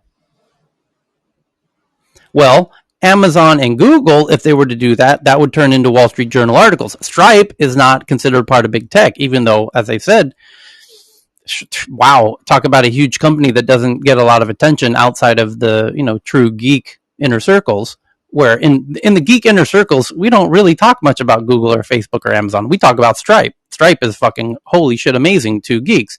And they've got a whole lot of crazy data, and it'd be interesting to see, as Dave kind of hinted, perhaps they're using their data as an asymmetric advantage in deciding who to invest in. And should they be able to do that in India? No. Yeah, and Tyler, just to your point, you said it a few times, like it's just a line of code. I'd never done an app putting Stripe Live in it, but I did one 2 weeks ago, and I was properly amazed that you could just plug this thing in, and now we've got like transactions going through that 24/7. I just it's just amazing. I don't know, just for the audience, maybe do a little YouTube 2 minutes. You can just see how easy that gets happened. That's the Lego bricks I was referring to earlier. If you hire somebody to build a website and you say, and they're going to ask you, do you want people to exchange money in any kind of way? And you're going to say, yep. And they're like, great. Give me 30 minutes. I'm going to go create a Stripe account and get a piece of code and plug it in. Okay, boom. Now we have payments. What else do you want? So the next one's from The Guardian that Tesco. The other key part is Stripe plays a very crucial part in the identification role of the internet, the layer. Yep. So that's really the other game changer that Stripe plays too. Well, this is the next account. Your Stripe account is right. Conduit. Sorry. This is the next chess move, coming in the months to come, which is because Stripe is financial data, and they know, you have a credit card. They know who you are, your transactions, that yada yada yada. They know a lot about a lot of users and what they're doing, and that's very useful if you want to identify users on the internet. They see everyone who's ever bought anything on any website, so they have a whole lot of identity data. Anyway, the next one's from The Guardian about Tesco, UK's largest supermarket chain, was hacked on Saturday, halting online grocery orders through Sunday. Tesco says its site and app are back up and running. Okay, and should we take a huge wager on who hacked Tesco? The outage leaves grocery website and app down for a second day. A Tesco spokesperson said, since yesterday, we've been experiencing disruption to our online grocery website and app.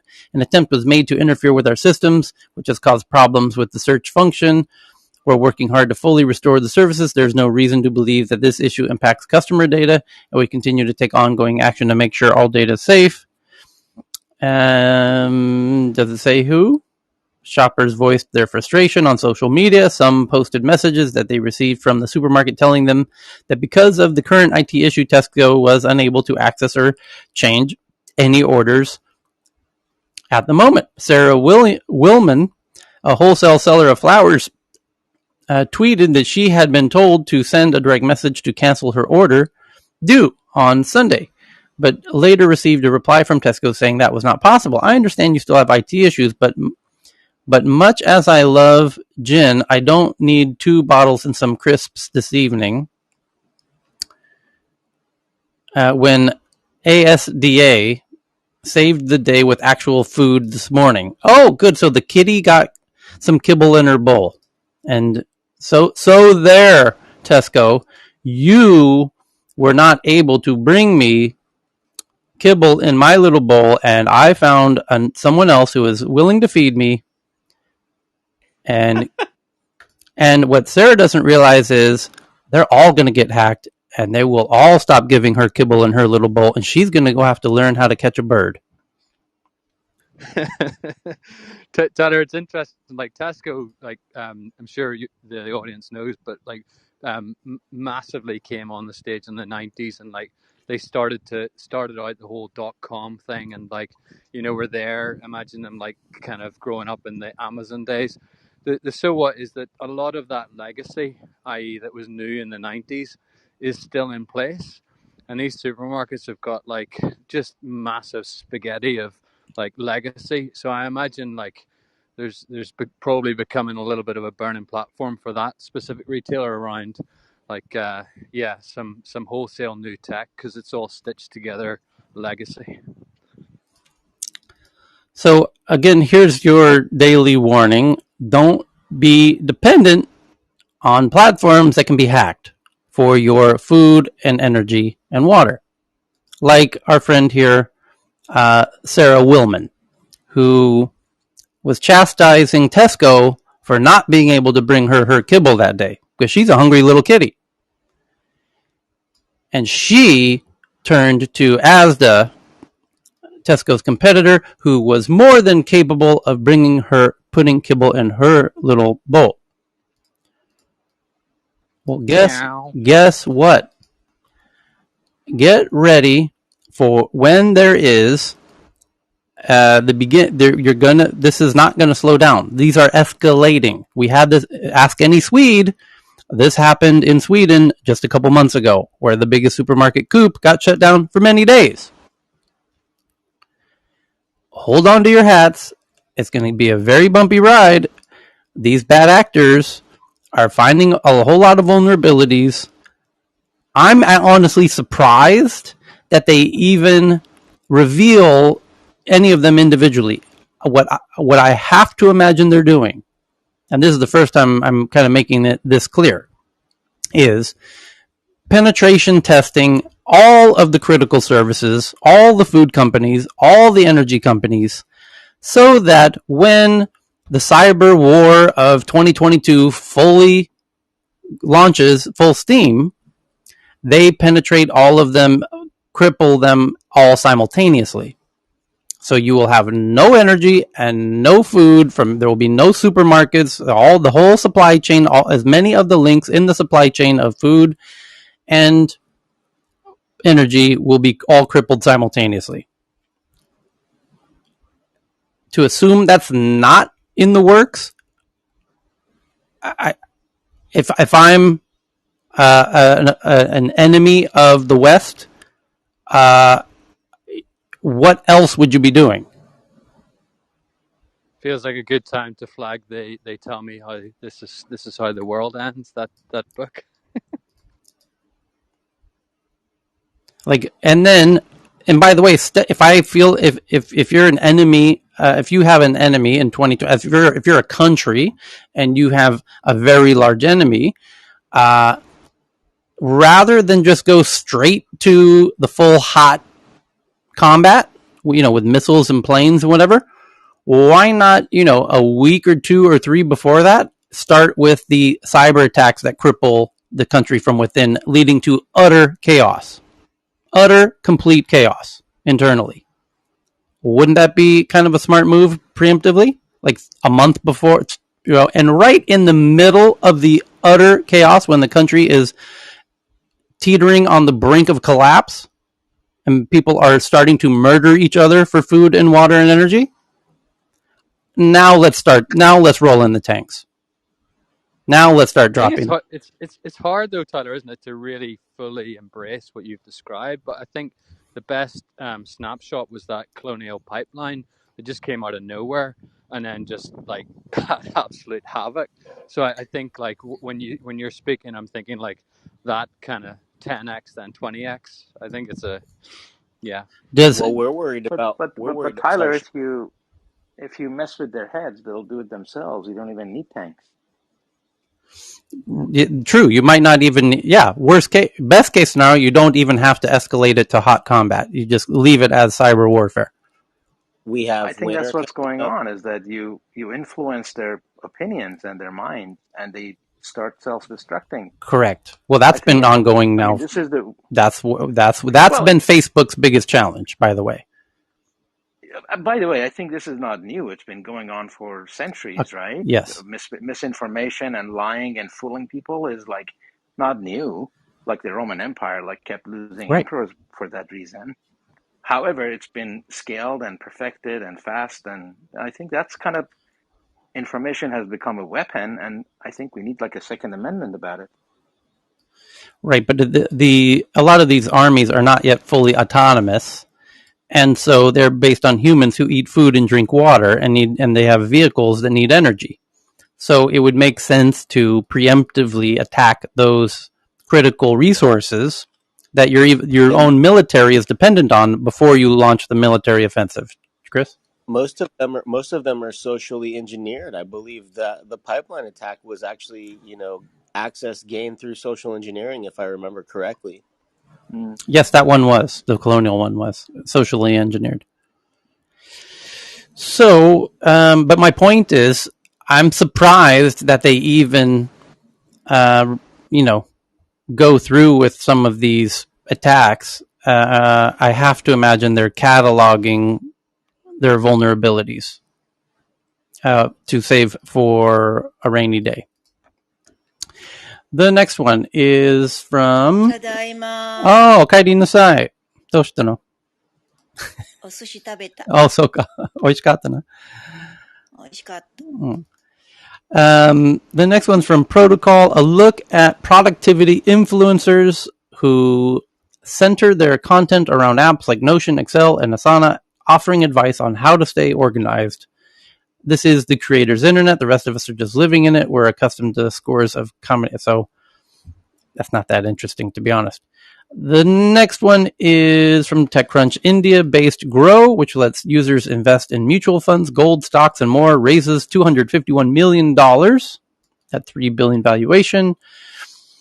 And Washington Post says, a look at the bitter privacy debate in Colorado neighborhood over the use of license plate scanners made by a company called Flock, whose customer base has risen 4x since 2019. A battle among homeowners in Colorado shows how a new generation of surveillance technologies reshaping American neighborhoods. And yes, there's a company called Flock, which I believe got some funding by some very big, I believe Sequoia. Flock license plate reader, and it's called flocksafety.com. And let's see, Flock Safety investors. Flock raises $47 million. New investors include the Julia and Kevin Hartz, who were the co-founders of Eventbrite, Initialized Capital, and Andreessen Horowitz. And Andreessen Horowitz, as you probably know, is the main backer of Clubhouse, and Initialized is the Gary Tan, who's quite friendly with Andreessen, and so you've got a bunch of friends, and the Eventbrite founders, Julia and Kevin, are quite friendly in that clique as well. And it's an interesting article about, should their Flock is basically telling communities, hey, are you a small township or whatever? Would you like to know everyone going in and out of a particular geography? We can do that for you. Help your city use Flock Safety, an ethical way to stop crime and protect privacy, is the big quote on their site. And they have a quote from a senior community manager from Florida that says, I couldn't find anything comparable to the type of system Flock Safety product provides that also includes the hardware and installation all in one price. And they've made a turnkey, simple solution for your city council or your HOA, your homeowner association, to put cameras in your neighborhood. And then somebody, whoever this was, wrote this article. Washington Post wrote an article about how some neighborhoods don't want it. Yeah. So it talks about HOAs, homeowner associations, who put up these camera systems in their cute little neighborhoods, and not everybody in the neighborhood's happy about it. So next article is from a profile of a France-based BlaBlaCar, a long-distance carpooling marketplace with 80% of its riders outside of France and 60% outside of Europe. Yeah, BlaBlaCar has been huge in Europe for a long time. Next up, a Brazil-based company called Hash, which develops white label payment infrastructure, raises $40 million. The next is researchers detail how hackers are using 5sys, a rootkit with a Microsoft-issued digital signature to steal the login credentials of gamers in China. So Chinese gamers are being hacked, okay. And they're being done with a tool that shows that the tool is Microsoft. So that's quite clever. They're kind of concealing their footprints. And the next one is a Tel Aviv-based company, MetroLink.ai, which is developing a data management services, raises $22 million. A startup called Embrace, a mobile data intelligence startup, raises $45 million. And those are your big boring headlines today, Monday. So now we get into the tweets. And CSQ sends in this one that Mercedes-Benz, I just tweeted this out. And with all the tweets, I tweet them to the Tech News Twitter account at TNATW, like this one, that Mercedes-Benz brings augmented reality to its service department. Technicians may be able to tap their wrist and access real-time assistance on never-before-seen issues concerning complex vehicles. So it shows an auto mechanic fixing a Mercedes with his head under the hood, but on his head he's wearing an AR device, these glasses. And in this case, they look like Microsoft HoloLens, actually. And he's able to see interesting layer of information about the car. And this is an interesting use case of AR that most people don't think about, of how technicians of all kinds, plumbers, etc., technicians of all kinds, not just technicians, everyone will essentially be able to have an augmented. They're using it a lot at my wife's work. She's now, they're using HoloLens at a clinical manufacturing, and she's having people walk her around the floor to kind of say, "Hey, show me this machine, show me this process." And the only real complaint is the vertigo, but they seem to have worked on it to where it doesn't make people as sick. So it's very, very amazing. Well, not amazing, but just a logical use of the technology finally, Okay. Yeah, doctors as well. I mean, it's going to blow people away. So the next one from Johan is from NBC News. It says, ransomware hackers nervous, allege harassment from U.S. They defended their practice of holding computers for ransom after the FBI took down a major ransomware group. So this is a follow-up, no doubt, on REvil, who the U.S. and its allies momentarily took down at the end of last week. So the article says some of the most destructive ransomware hackers in the world appear to be on the edge after the U.S. reportedly took down one of their colleagues. Several ransomware gangs posted lengthy anti-U.S. screeds viewed by the NBC News on the dark web. In those writings, they defended their practice of hacking organizations and holding their computers for ransom. They appear prompted by the news, reported Thursday by Reuters, that the FBI had successfully hacked and taken down another major ransomware group called REvil. While that takedown is the first of its kind made public, it's not expected to seriously curb ransomware attacks on the U.S. on its own. It has, however, prompted REvil's fellow hackers to publicly complain far more than they have before. One of those, called Conti, which regularly locks hospital computers and holds them for ransom, often delaying medical procedures, wrote that it would be undeterred by the U.S. and that ransomware hackers are the true victims.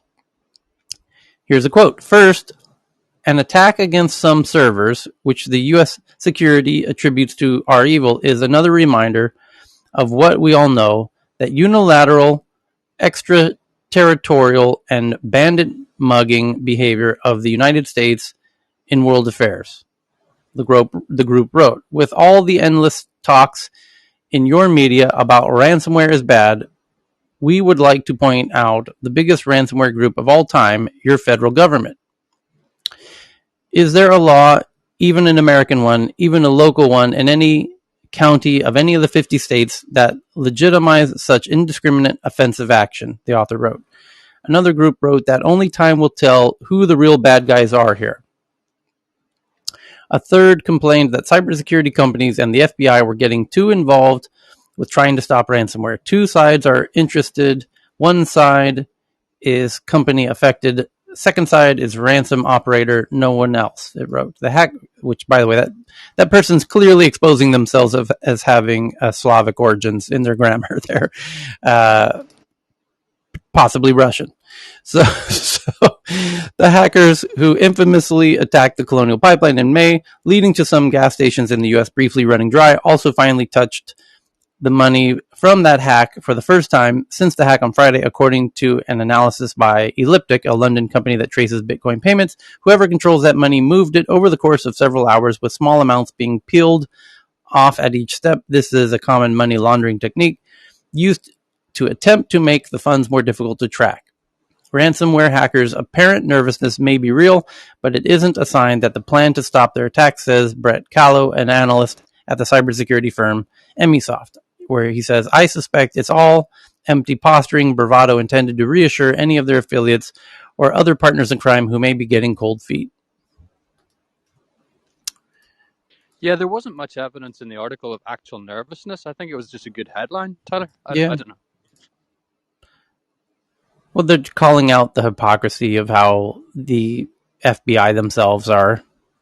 They're claiming that the government agencies of the are the real bad guys and the real hackers. Yeah, exactly. So I would call it like the confidence of the ransomware guys, i.e. the inverse of the nervousness.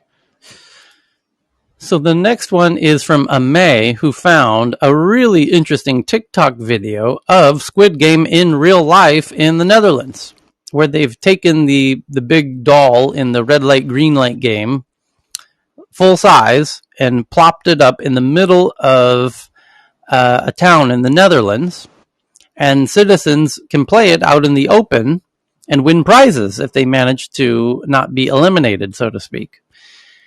From Netflix. So it seems like this is a very genius Netflix marketing campaign by placing this huge doll in the middle of town and having people play the game themselves and win Netflix swag. Seems like a genius marketing move to get people to sign up for Netflix to enjoy the Squid Game. Because everyone who's watching it who doesn't know what it is going to realize the excitement of everyone who does know what it is, and then realize, I probably got it. This is probably worth paying for a Netflix subscription just to watch Squid Game. Yeah, did you see the subs data, Tyler, in terms of like the uptick? I can't remember the exact number, but I remember scanning it and thinking that's a wild number of net ads for Netflix. Yeah, it's a lot. The next one. I'm loving Netflix more and more every day because of all their international programmings. I mean, they're becoming so successful in foreign language films, and just over the weekend, I can't tell you. I mean, I watched films from from Korea, from India, from South Africa, from it was just, I'm getting more and more into it, and I think they're seeing such a huge success because of it as well.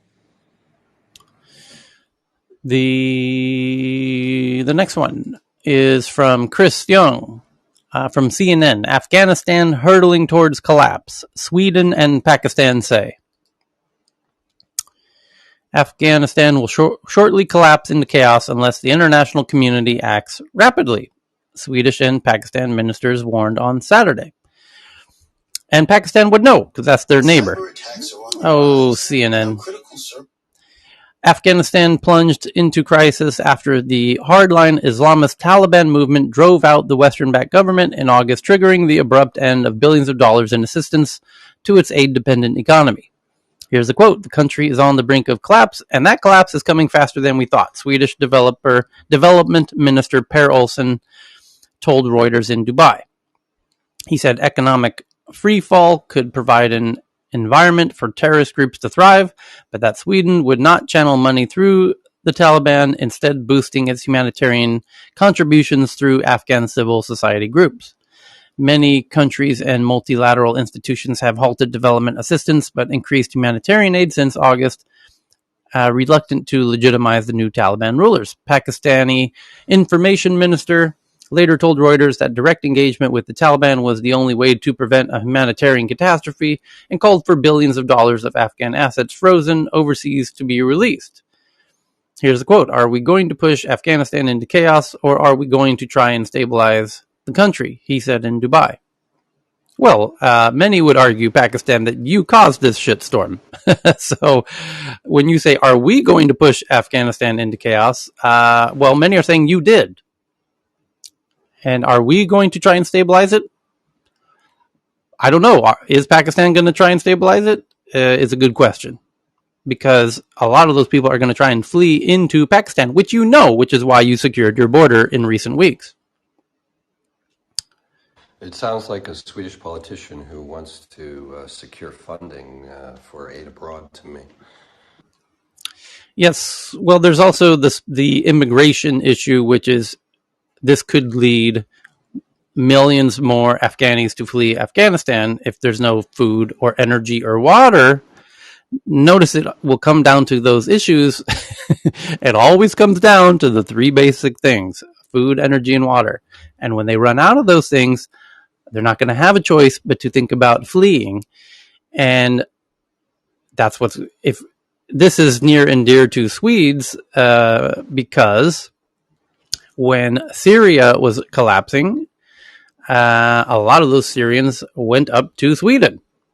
And many of them stayed in Germany, and Denmark said, you cannot stay here, but you can use our bridge to get to Sweden, and you can give us your watch while you cross the bridge as a payment. And yes, Sweden took in a whole bunch of folks, and that caused a whole lot of controversy in Sweden and the whole region. And they're very mindful to not want to see, millions of Afghanis seeking refuge through Europe. So this is, I assume, Craig, I wonder if you agree, this is why Sweden watches Afghanistan with a little more attention than many other Western countries do. Yeah, I agree. So it's going to, let's hope. I mean, it's going to collapse. I mean, there's no question about that. So the question is, where are they going to go? And they're not going into Pakistan because Pakistan has spent the last month securing its border. It's more about the resources there and who's going to go in the power vacuum. Yeah, well, it isn't going to be that much of a power vacuum. It's going to be the Taliban is in charge. They're just inept. Taliban with China as the sponsor, right? Right. Well, China is the one saying we're going to be your partner. Great. Well, now here's your chance. Come in and, you said you're going to be their partner. Great. Come in and be their partner.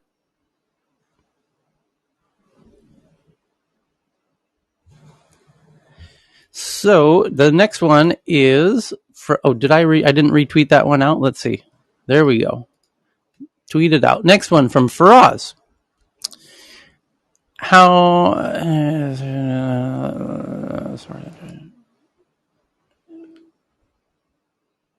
Anyway, we'll skip that one. Okay, let's go to the next one here from Lewis. Apple is being sued by a San Francisco man for $1,383, the exact cost of his iPhone.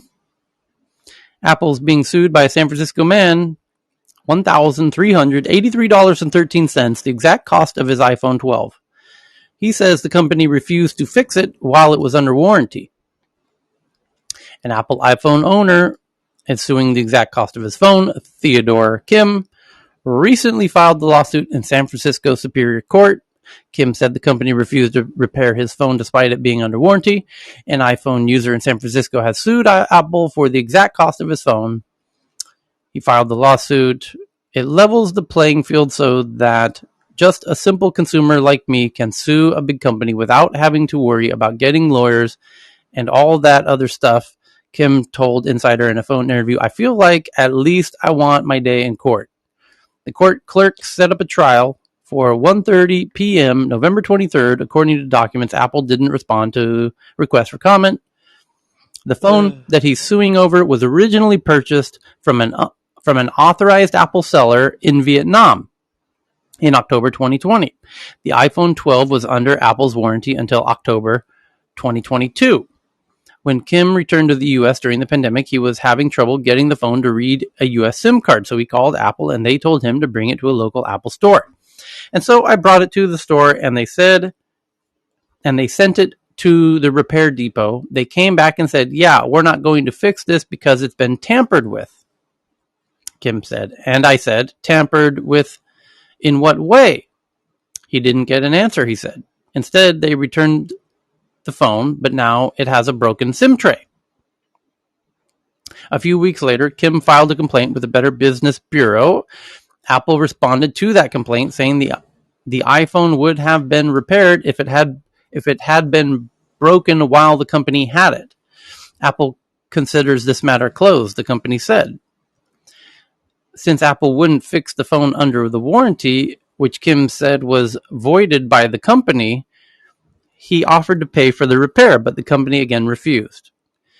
As a final gambit, he sent an email to Apple CEO Tim Cook's email address in late June. He didn't hear back, so he turned to Google for ways to solve the problem, and I found a blog post of someone in Seattle successfully suing Apple in small claims court. In that 2012 case, a blogger brought Apple to small claims court in Washington after his 2008 MacBook Pro's graphic card died.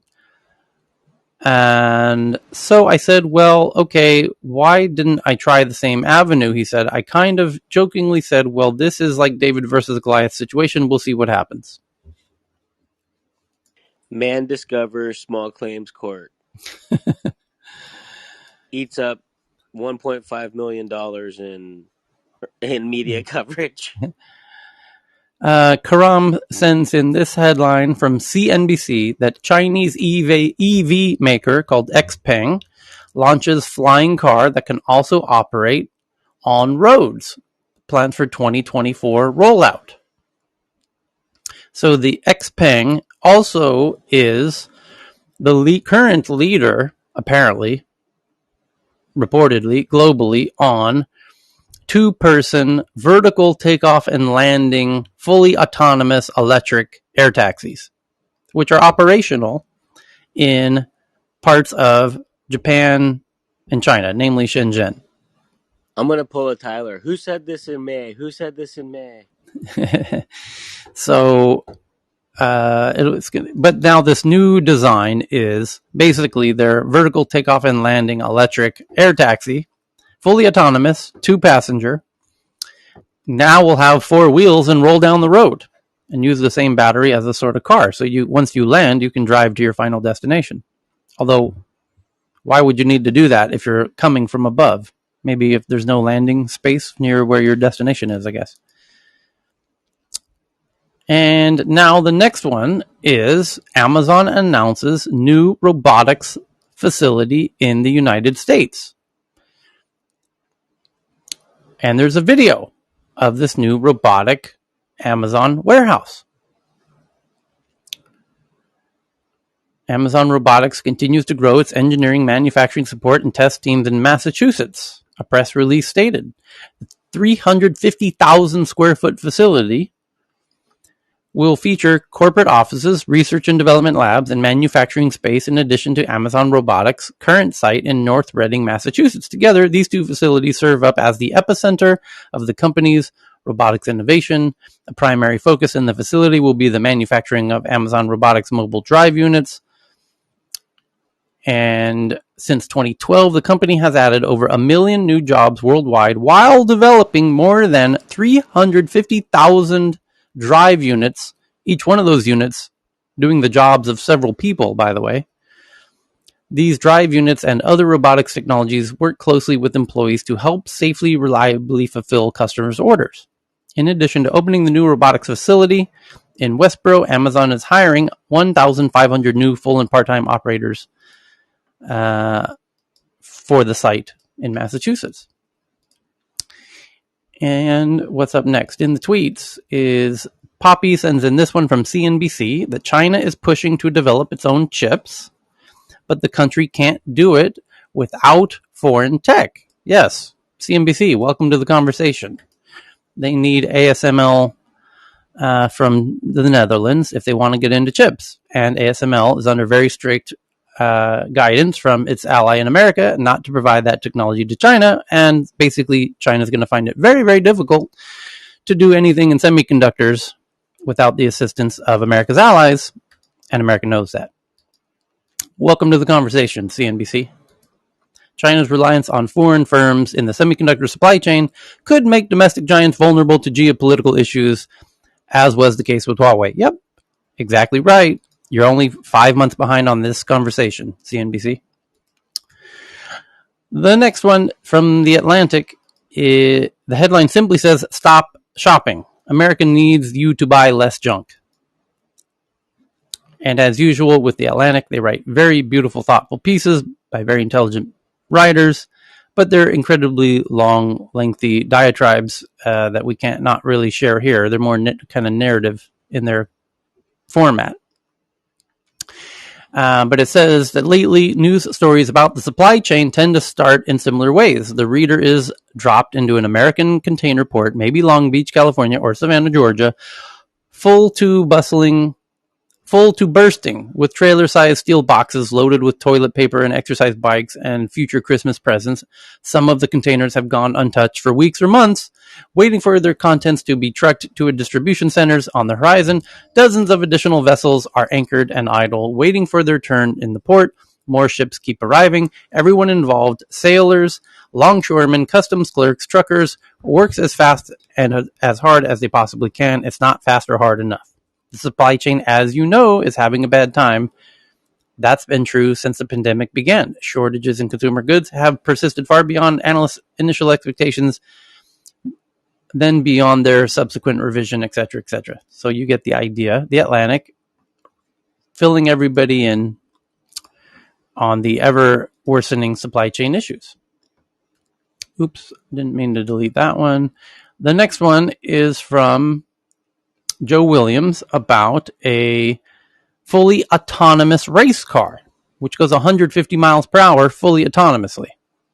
And now you can have Formula One races against engineering teams without human drivers. There will be cars. I did that in college. I was on the Formula SAE team. That was where we did a motorcycle engine and then did a 600cc motorcycle engine and did the Formula SAE. That was so much fun, but this is a whole new level. It says there will be cars at the Indianapolis Motor Speedway on Saturday, but no driver in sight as racing teams mark a milestone in autonomous vehicle development. And Ken has this one from the Wall Street Journal. It's an opinion piece that says lawmakers plan to tank the startup economy. A measure aimed at big tech would curb innovation, risk-taking, and entrepreneurship by small companies. From somebody named Bettina Hine. Who are you, Bettina Hine? Let's find out with a little Google search. Bettina Hine is a serial software entrepreneur that has built tech in Europe and US, born in Germany, and appears to be quite a young lady, actually now living in Switzerland. And so it says a measure aimed at big tech would curb innovation. And what is this measure aimed at big tech that would curb innovation? And why is Ms. Hine writing this for the Wall Street Journal? Thriving entrepreneurship is crucial to a strong and growing economy and especially to post-COVID recovery. But the initiative to take the personal and financial risk of launching a company is now under threat. The Platform Competition and Opportunity Act, introduced in June by Representatives Jeffries in New York and Ken Buck in Colorado, would restrict and in some cases ban the acquisition of startups by larger companies. Oh, you actually have a good point here. Ostensibly, the goal is to foster competition by preventing dominant online platforms from expanding their sway through acquisitions, but the legislation risks hurting the startups it aims to protect. You actually have a good point here, Miss Hine. Research in recent years has demonstrated that new business account disproportionately for the Research in recent years has demonstrated that new businesses account disproportionately for the innovations that drive productivity growth, economic growth, and new job creation.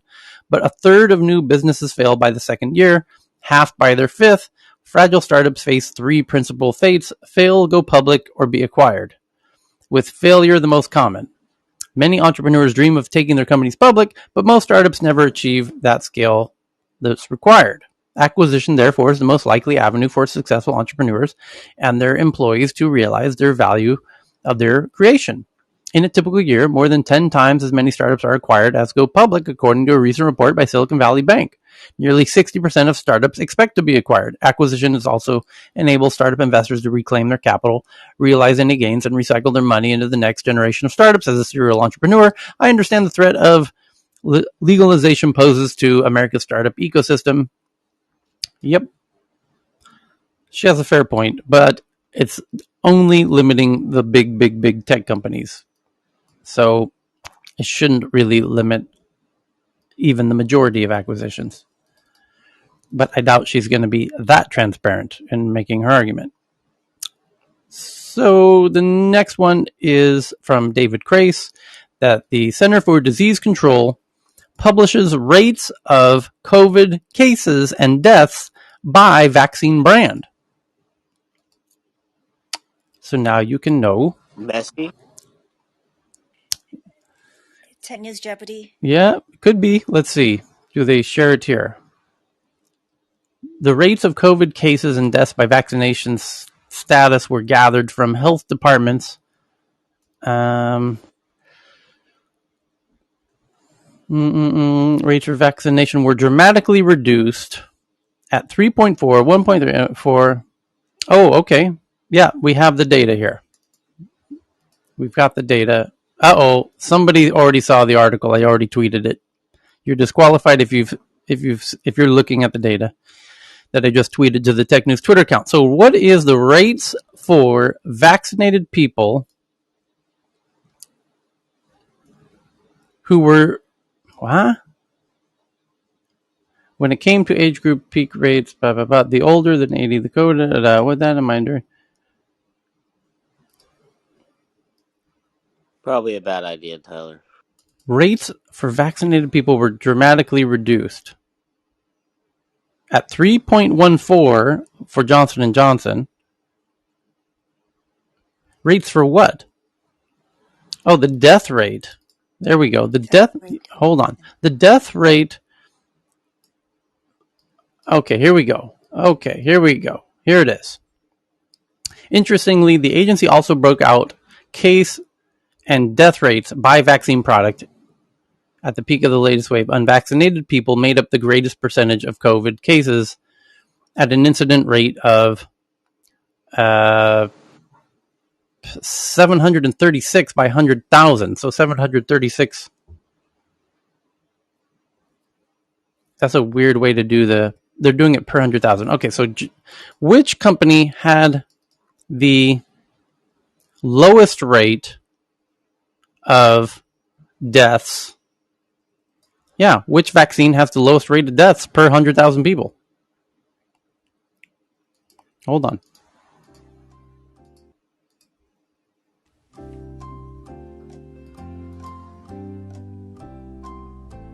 Moderna. Johnson I and know which one is Johnson. the highest. The one that's least used is the lowest.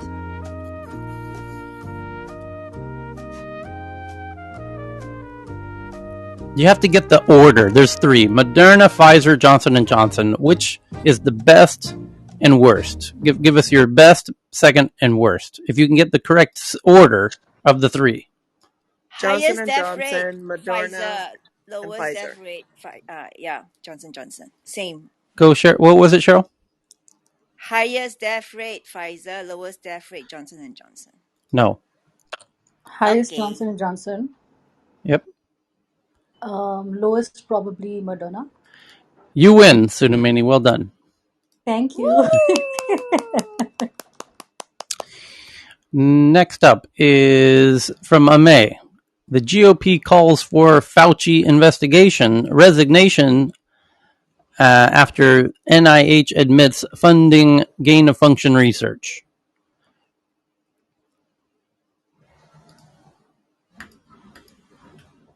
Okay, and scientists use a tiny brain implant to help a blind teacher see letters again. We've seen these headlines before of brain implants to help people see again. Scientists, a former science teacher who's been blind for 16 years became able to see letters, discern objects, edges, and even play a Maggie Simpson video game. BCI connected to a pair of glasses, and the pair of glasses has a camera. So now her brain is connected to the little camera in her glasses. And that's super interesting, because those glasses is sending a signal to her brain. of what the glasses are seeing. This is the beginnings of the Matrix, y'all. Because that camera could run through a processor that then adds additional information, like data, like her email. Digital signal processing overlaid onto the signal. Here comes the Matrix, y'all. Glasses.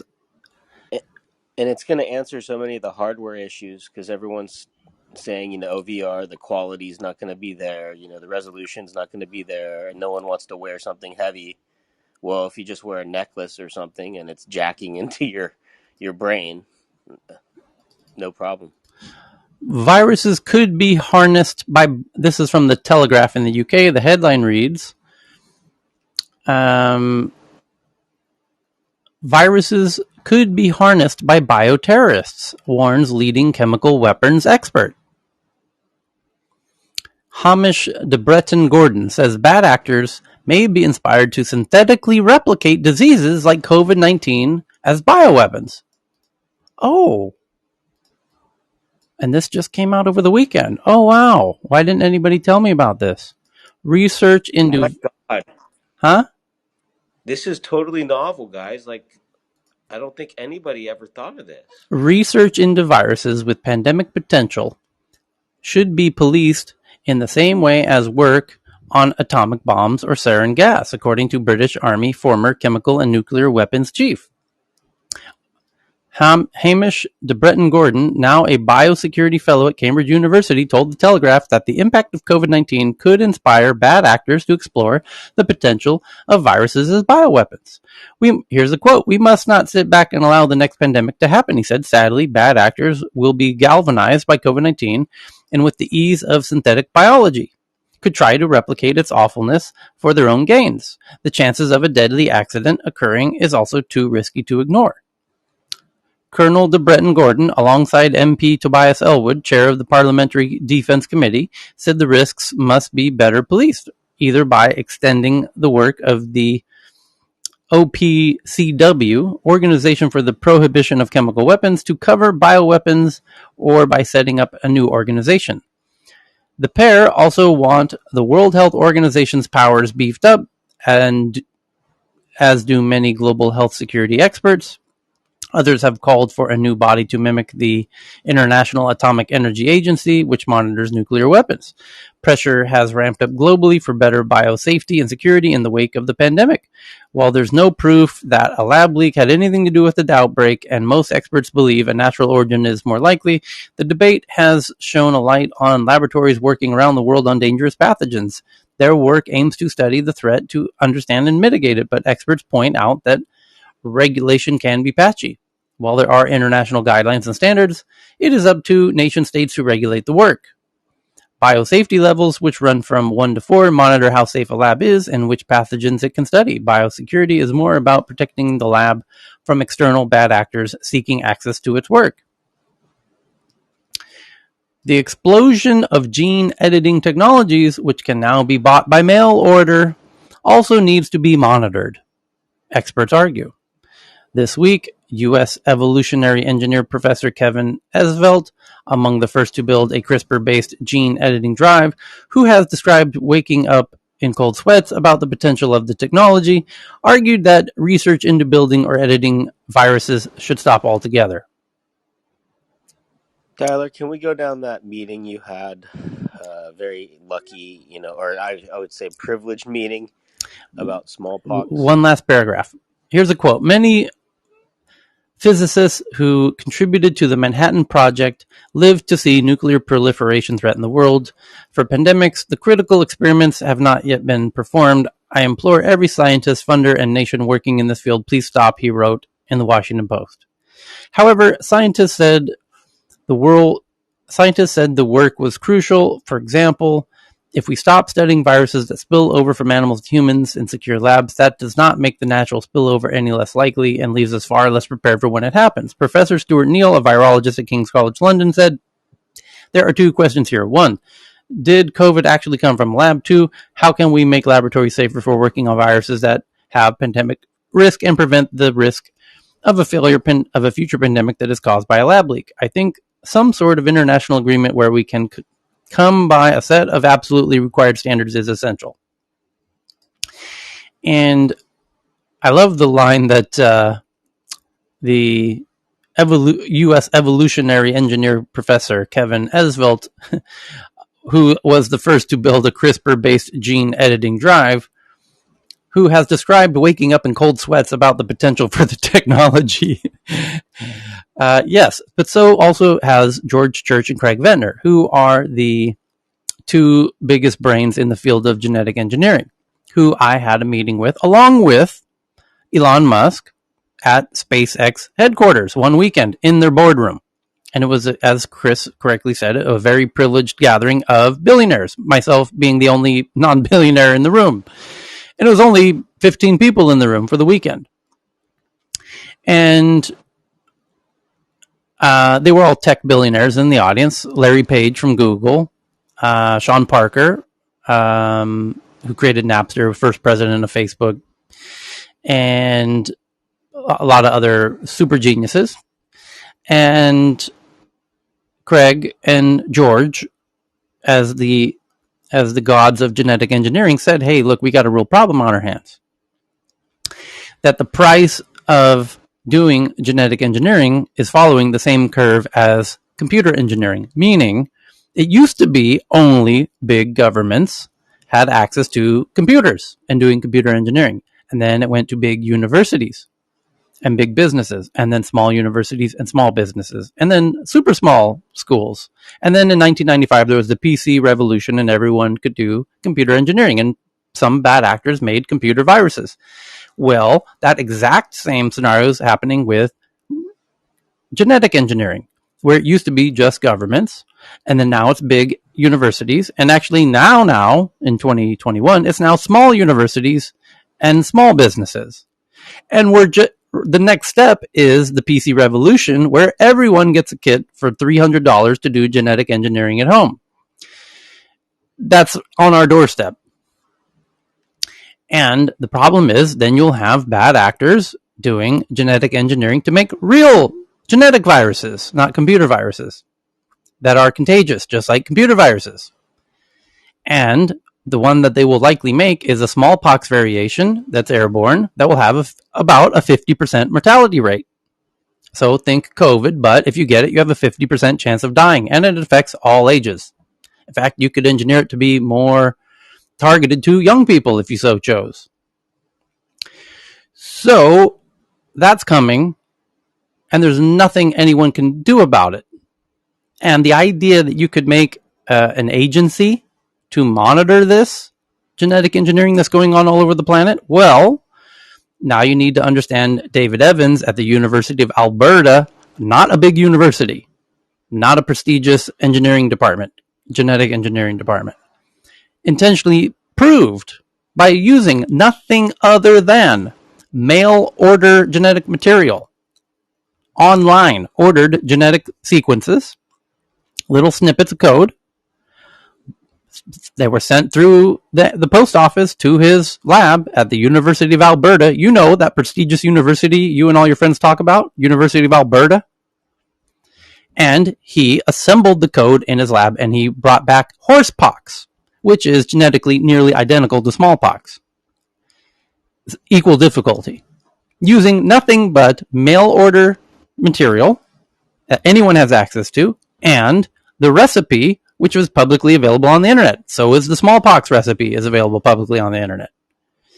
So he did it in his lab 5 years ago, nearly 6 years ago. It has become incredibly easier and cheaper to do it since the 5 years ago that he did that. Meaning, pretty much anyone who set out to do so could do it with smallpox today. So, Tyler, you're basically saying that Dick Cheney was right, just maybe a decade or so early, maybe more than that. What did I don't know what he said. Dick Cheney, after 9/11, wanted to get everybody in the United States vaccinated for smallpox, and because he was concerned about something like this, and he was kind of, I guess, overruled because there was a concern of, maybe that was a little bit too much, and there was a concern that there would be once you start vaccinating people, there'll be people who get reactions to it, and some people who will get it and whatever, and who knows. But nonetheless, I mean, given what you're saying, he might have be point, just late, that we should just vaccinate the population who wants to get vaccinated. This wouldn't be something you mandate, because no one's gonna, okay. But if people want that vaccine, if they're concerned about that you're being right, people may want to get that vaccine. Yeah. A booster, or not even a booster, because most people don't even have it, because we don't vaccinate for smallpox anymore, because it was eradicated. Yeah. Yeah, and you could preemptively take a vaccine that might help. The problem is you don't know exactly how the engineer is engineering the virus and how effective your vaccine is to a virus that you haven't even seen yet. Oh yeah, for an unknown pathogen. Yeah, correct. So we all have that look to forward to. And hello from my private paradise in Thailand. But Tyler, in the example you just used with the horse pox, you also just case why maybe the government should have a backdoor to follow people's emails so they can find out who's ordering this stuff, because who's up to no good. Yes. That might be the best argument anyone could make for why governments should have full unfettered access to all communications. However, I don't know that would actually stop it. Because you could have an individual doing this in their lab, and there's other than them downloading the kind of genetic map of smallpox, which they could have done 10 years ago. It's been on the internet for a very long time. So there's already millions of people that have downloaded that. So I don't know how you could see, you could see their internet traffic, or more importantly, they would have to order genetic material from multiple different labs and different sources. Tyler, they probably have built in backdoors on the actual sequencer. To be honest, Thermo Fisher. I don't know who makes the sequencers, but I'm sure they've built that layer in. That they've probably got some hotspots that they know to watch. Just like every copy or every printer, when you copy a dollar bill, the copier knows, and it like records that. And printers have micro dots on them to allow for fast identification when documents get printed. So I think they've thought this. Hopefully, they've thought this through. Okay, let's hope so. The next one is, well, what if China decides to do it? What if? Then we're fucked. Right. This is my point. Is we're assuming that a bad actor is a school shooter kid just some guy, in Colorado. Nation, if it's a state actor. And what if it's genetically engineered not to impact genetically Chinese people? I'll see you, Tyler. I miss you, bud. I wonder if anyone's doing a big DNA database sample of their population. Oh, the New York Times reported China's doing that. Oh, never mind. Forget that. For the Olympics, yeah, right? Never mind the New York Times article that China's doing this with its own population. I'm sure it's unrelated. So the next one's from Ken. That no, we just read the Ken one. The next one is the China one. It says it's from Insider Asia. It says if China's economy keeps stumbling, it won't just take down Beijing. The whole world will collapse with it. For decades, China has relied on cheap labor and eye-popping amounts of debt handed out by government-owned banks to fuel economic growth, pouring money into massive apartment developments, factories, bridges, and other projects at lightning speed. Now the country needs people to actually use and pay for everything that's been built. Chinese President Xi Jinping must strike a delicate balance between eliminating China's crushing debt and maintaining consumer confidence A misstep could spur global chaos, both economic and political. Since the spring, Beijing has canceled IPOs, fined tech companies billions for antitrust violations, forcibly shut down China's entire for-profit education industry, and sent CEOs running for the exits to avoid the government's ire. Even more dire, the Chinese megadeveloper Evergrande recently started missing payments on its more than $300 billion in debt, shaking global markets. The convulsions have woken the world up to startling new possibility that Beijing may be willing to allow some of its private corporate behemoths to collapse in a bid to reshape the economic model that made China a superpower. The upheaval, spanning multiple industries and vast swaths of the country, is the result of one giant issue: China's inability to borrow or buy its way out of its current economic crisis. For decades, the country relied on cheap labor, and I read that paragraph. Now the country needs people to actually buy and use all the stuff. As a result, China finds itself stuck with a system that is overbuilt and over-indebted. Take the country's $52 trillion property market, of which the Evergrande mess is the poster child. With money easy to borrow, real estate speculation became a popular way to store and build wealth for China's young middle class. One academic described this model to me colorfully as an addiction to real estate cocaine. It has also been called a treadmill to hell. As the government now attempts to deflate the real estate bubble without bursting it, it has been forced to prepare the country for a period of slower growth and belt tightening. And to make matters worse, China is also facing an energy crisis fueled by skyrocketing coal prices, as well as working age population that is getting old without enough resources to retire on. In the face of all these obstacles, Beijing has made a dubious choice. Instead of continuing to open the economy to spur growth, the Chinese Communist Party is closing it.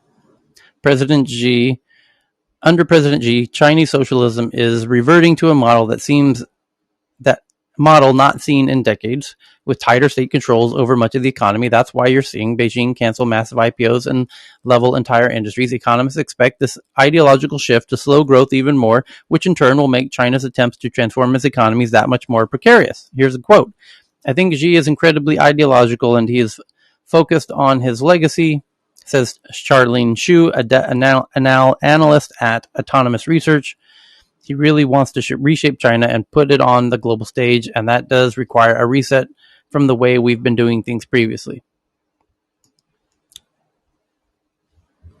It says the transition from open market to state control won't be easy to manage, and there's much at stake for all of us. If Beijing fails at its ambitious plan, it could set off shockwaves that would crater the global financial system, slow trade, and devastate business worldwide. The resulting chaos and the crisis of faith in the CCP that would accompany it could lead to social instability in China, spurring the central government to place an even tighter grip on society. In short, Beijing is walking an economic high-wire act, trying to replace its economic model with something unknown. In the process, the weight of its old debt-ridden system is causing China to wobble, and if the country falls, it could take the rest of the world with it. $52 trillion. That's. I mean, I guess that makes sense because, right, we're talking about a $14 trillion yearly GDP. So that we're talking about 4 or 5 years of their economic, growth. So, how much is our real estate market worth? Ken, I'm just curious. Sorry, I don't know off the top of my head, but I was about to say that what Tyler just described, is otherwise It's 156. What? No, it should be trillions. What's that number? 10 trillion. 10.5 trillion. our real estate industry. Oh, maybe a yearly. But Tyler was going to say you just described, I guess, what was called steep decline, right? That's why it's your moniker, right? Yep. It's a good point. the China is likely to stumble, and by the way, it's also likely to stumble for a reason that Lynette Lopez, the author of this article, doesn't highlight, which is there are countries that would like to see China stumble, that are rooting for China to stumble, and might even be pulling strings behind the scenes to exacerbate while Uncle G's walking the tightrope as he's doing in the main image of this article. It shows him literally walking a tightrope like a circus act over flames. And there might... Hey, Chris, I just looked something up to answer your question. It's only even partial to give you a sense. A couple of years ago, just the commercial real estate market in the U.S., not even including residential, was about $16 trillion. So the point, though, is you have... It might be the case that some countries might be rooting for China to fail, and this is not so terribly dissimilar from Japan in the 80s, where Japan became the biggest economic thing on, for a hot minute. Seemed like it was going to take over America. People were learning Japanese in America. For those who don't remember that short period of time where Japan bought Times Square, and the price of land in Tokyo near the Royal in Ginza was worth more than all of California. It was getting truly absurd, and it was a bubble and it popped, and China's a bubble and it appears to be popping. And you notice the Japanese stock market has never recovered, by the way. Correct. Japan has still not fully recovered from that. I was there during it. I was there during when the bubble was at the peak and during the popping. And I work in Hong Kong, until relatively recently, until COVID. And China has a massive real estate bubble, and it appears that it's not sustainable, and they're going to try and deflate it without breaking it. That's very difficult to do, especially at their size.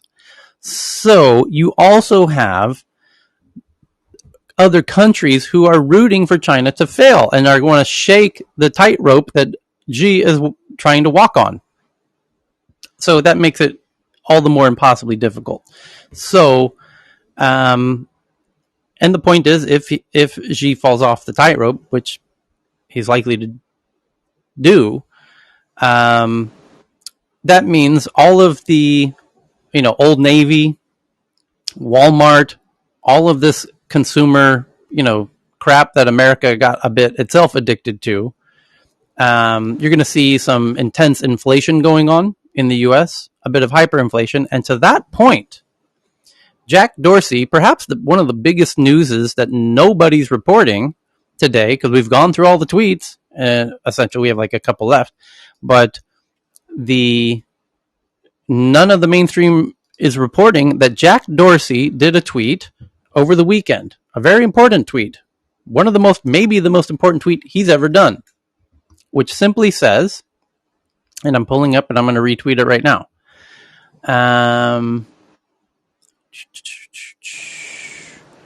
Here it is. Just tweeted. Very, very short. Hyperinflation is going to change everything. It's happening. And so here's why that's so important. If hyperinflation happens, as he says, it's going to change everything. Right. It'll likely cause everyone to throw money into Bitcoin, for one, which is partly why he's so big into Bitcoin. There's a whole bunch of things that will happen. And he says it's happening with a declaration of certitude that is uncharacteristic of Jack Dorsey. So, but he actually knows that it's happening. And people are going to say, well, how could he know? Well, it's because he owns a fintech startup called Square, which is the POS systems at hundreds of thousands of mom and pop shops, where they type in how much money they charge for their products on a little POS system. So he, more than any data source on the planet, would be the first person to see the actual data of actual hyperinflation setting in. And to add to that, the Keith Raboy, who was a chief officer of Square, this app, at the beginning, took to Twitter to say, this square was engineered from day one to detect and predict precisely this.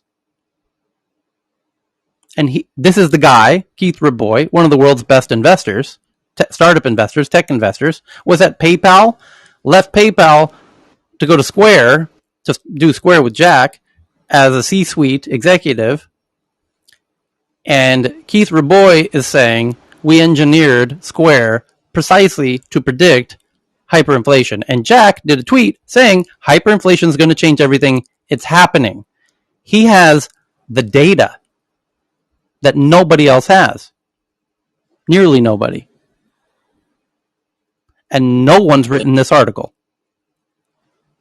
I should also point out, I mean, even was a single sentence that Jeffrey Gundlach, who's somebody I used to work with at TCW, who's considered one of the top investors in fixed income or bonds, in the United States, tweeted out, and I think he was making a point about the same thing, that he just paid $4.85 a gallon for gas. Well, we saw that last year with the Fred. That's I'm sorry, I don't forget what it stands for, but you saw the money supply literally go parabolic, so you knew that hyperinflation was going to come. And then my other question for economist types like Ken is, with this kind of potential downturn in China looming, what kind of deflationary pressures are we now dealing with? Are we going to have to now start pumping more money into the global economy? Like, have we already decoupled enough from China to where we're going to survive this, or what? Because $52 trillion, I mean, that's dumbfounded. Like, that Well, has by me the way, dumbfounded because I don't think we're that decoupled, but by the way, that may be a counterbalance to some other inflationary things. So, who knows? I would also, by the way, speaking of, when they get into this, speaking about hyperinflation, be very concerned about some of these big spending bills, in Washington, because you that's a problem. That's going to be a problem for the dollar. And by the way, Tyler, I don't know, because I don't think we covered it tonight, but and I don't know if it's going to pass. I don't know if anything's going to pass. But at the end of the day, but one of the things that they're considering now, in order to get the tough vote that they need to get because of particularly Senator Sinema in Arizona, the new tax proposal, which is very different than the original Biden tax proposal, is going to tax the accreted unrealized capital gains of billionaires. So I what that saw could that. have is have, like, the people like the Zuckerbergs and the Bezos and Yep. whatever Well, have to now sell their stock, right. okay, No, in no, order to not pay just the them. tax. No, no, no. No. This is fucking the most holy shit No, comment. no, it's only for billionaires now. It's only going to Okay. supposedly Okay. impact thousands. Yeah, Is it it's under? not going to impact What did they actually ordinary give people. an actual number, like people with a net revenue, net income over Yeah, X amount? it's a net revenue over 100, over 100 million in revenue, or an asset size that's in the billions. Here's what's In terms of here's one of a myriad of big problems with that. We have it in Sweden. This exists in Sweden, by the way. So, and the problem, this is why startups lagged behind elsewhere, because your stock options. Let's say I want to hire you to come to my startup. I create a Clubhouse clone like everybody else on the planet has. Not that I'm going to do that, but just as an example, I make a startup and now, well, in this case, it wouldn't apply because my employees aren't going to become billionaires overnight. But the idea is, if you're taxed on unrealized earnings on your stock options, you're going to have to pay taxes on stock options that you haven't even. no. So, as far as I know, and we haven't seen the actual proposal, it's not going to be unrealized gains on stock options, which, as you know, under U.S. tax law, you don't get taxed until they're exercised. Right. They're talking about actual stock that they're in possession of. They own the Okay, stock that's outright, different. Okay, option. So you have unrealized, they have unrealized I gains. got you. So when you look at yeah.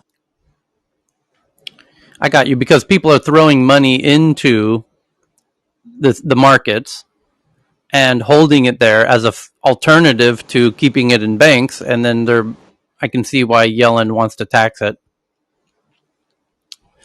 Okay, so then that's going to be a hot issue in the next 48 hours. There's going to be a whole lot of debate around that one.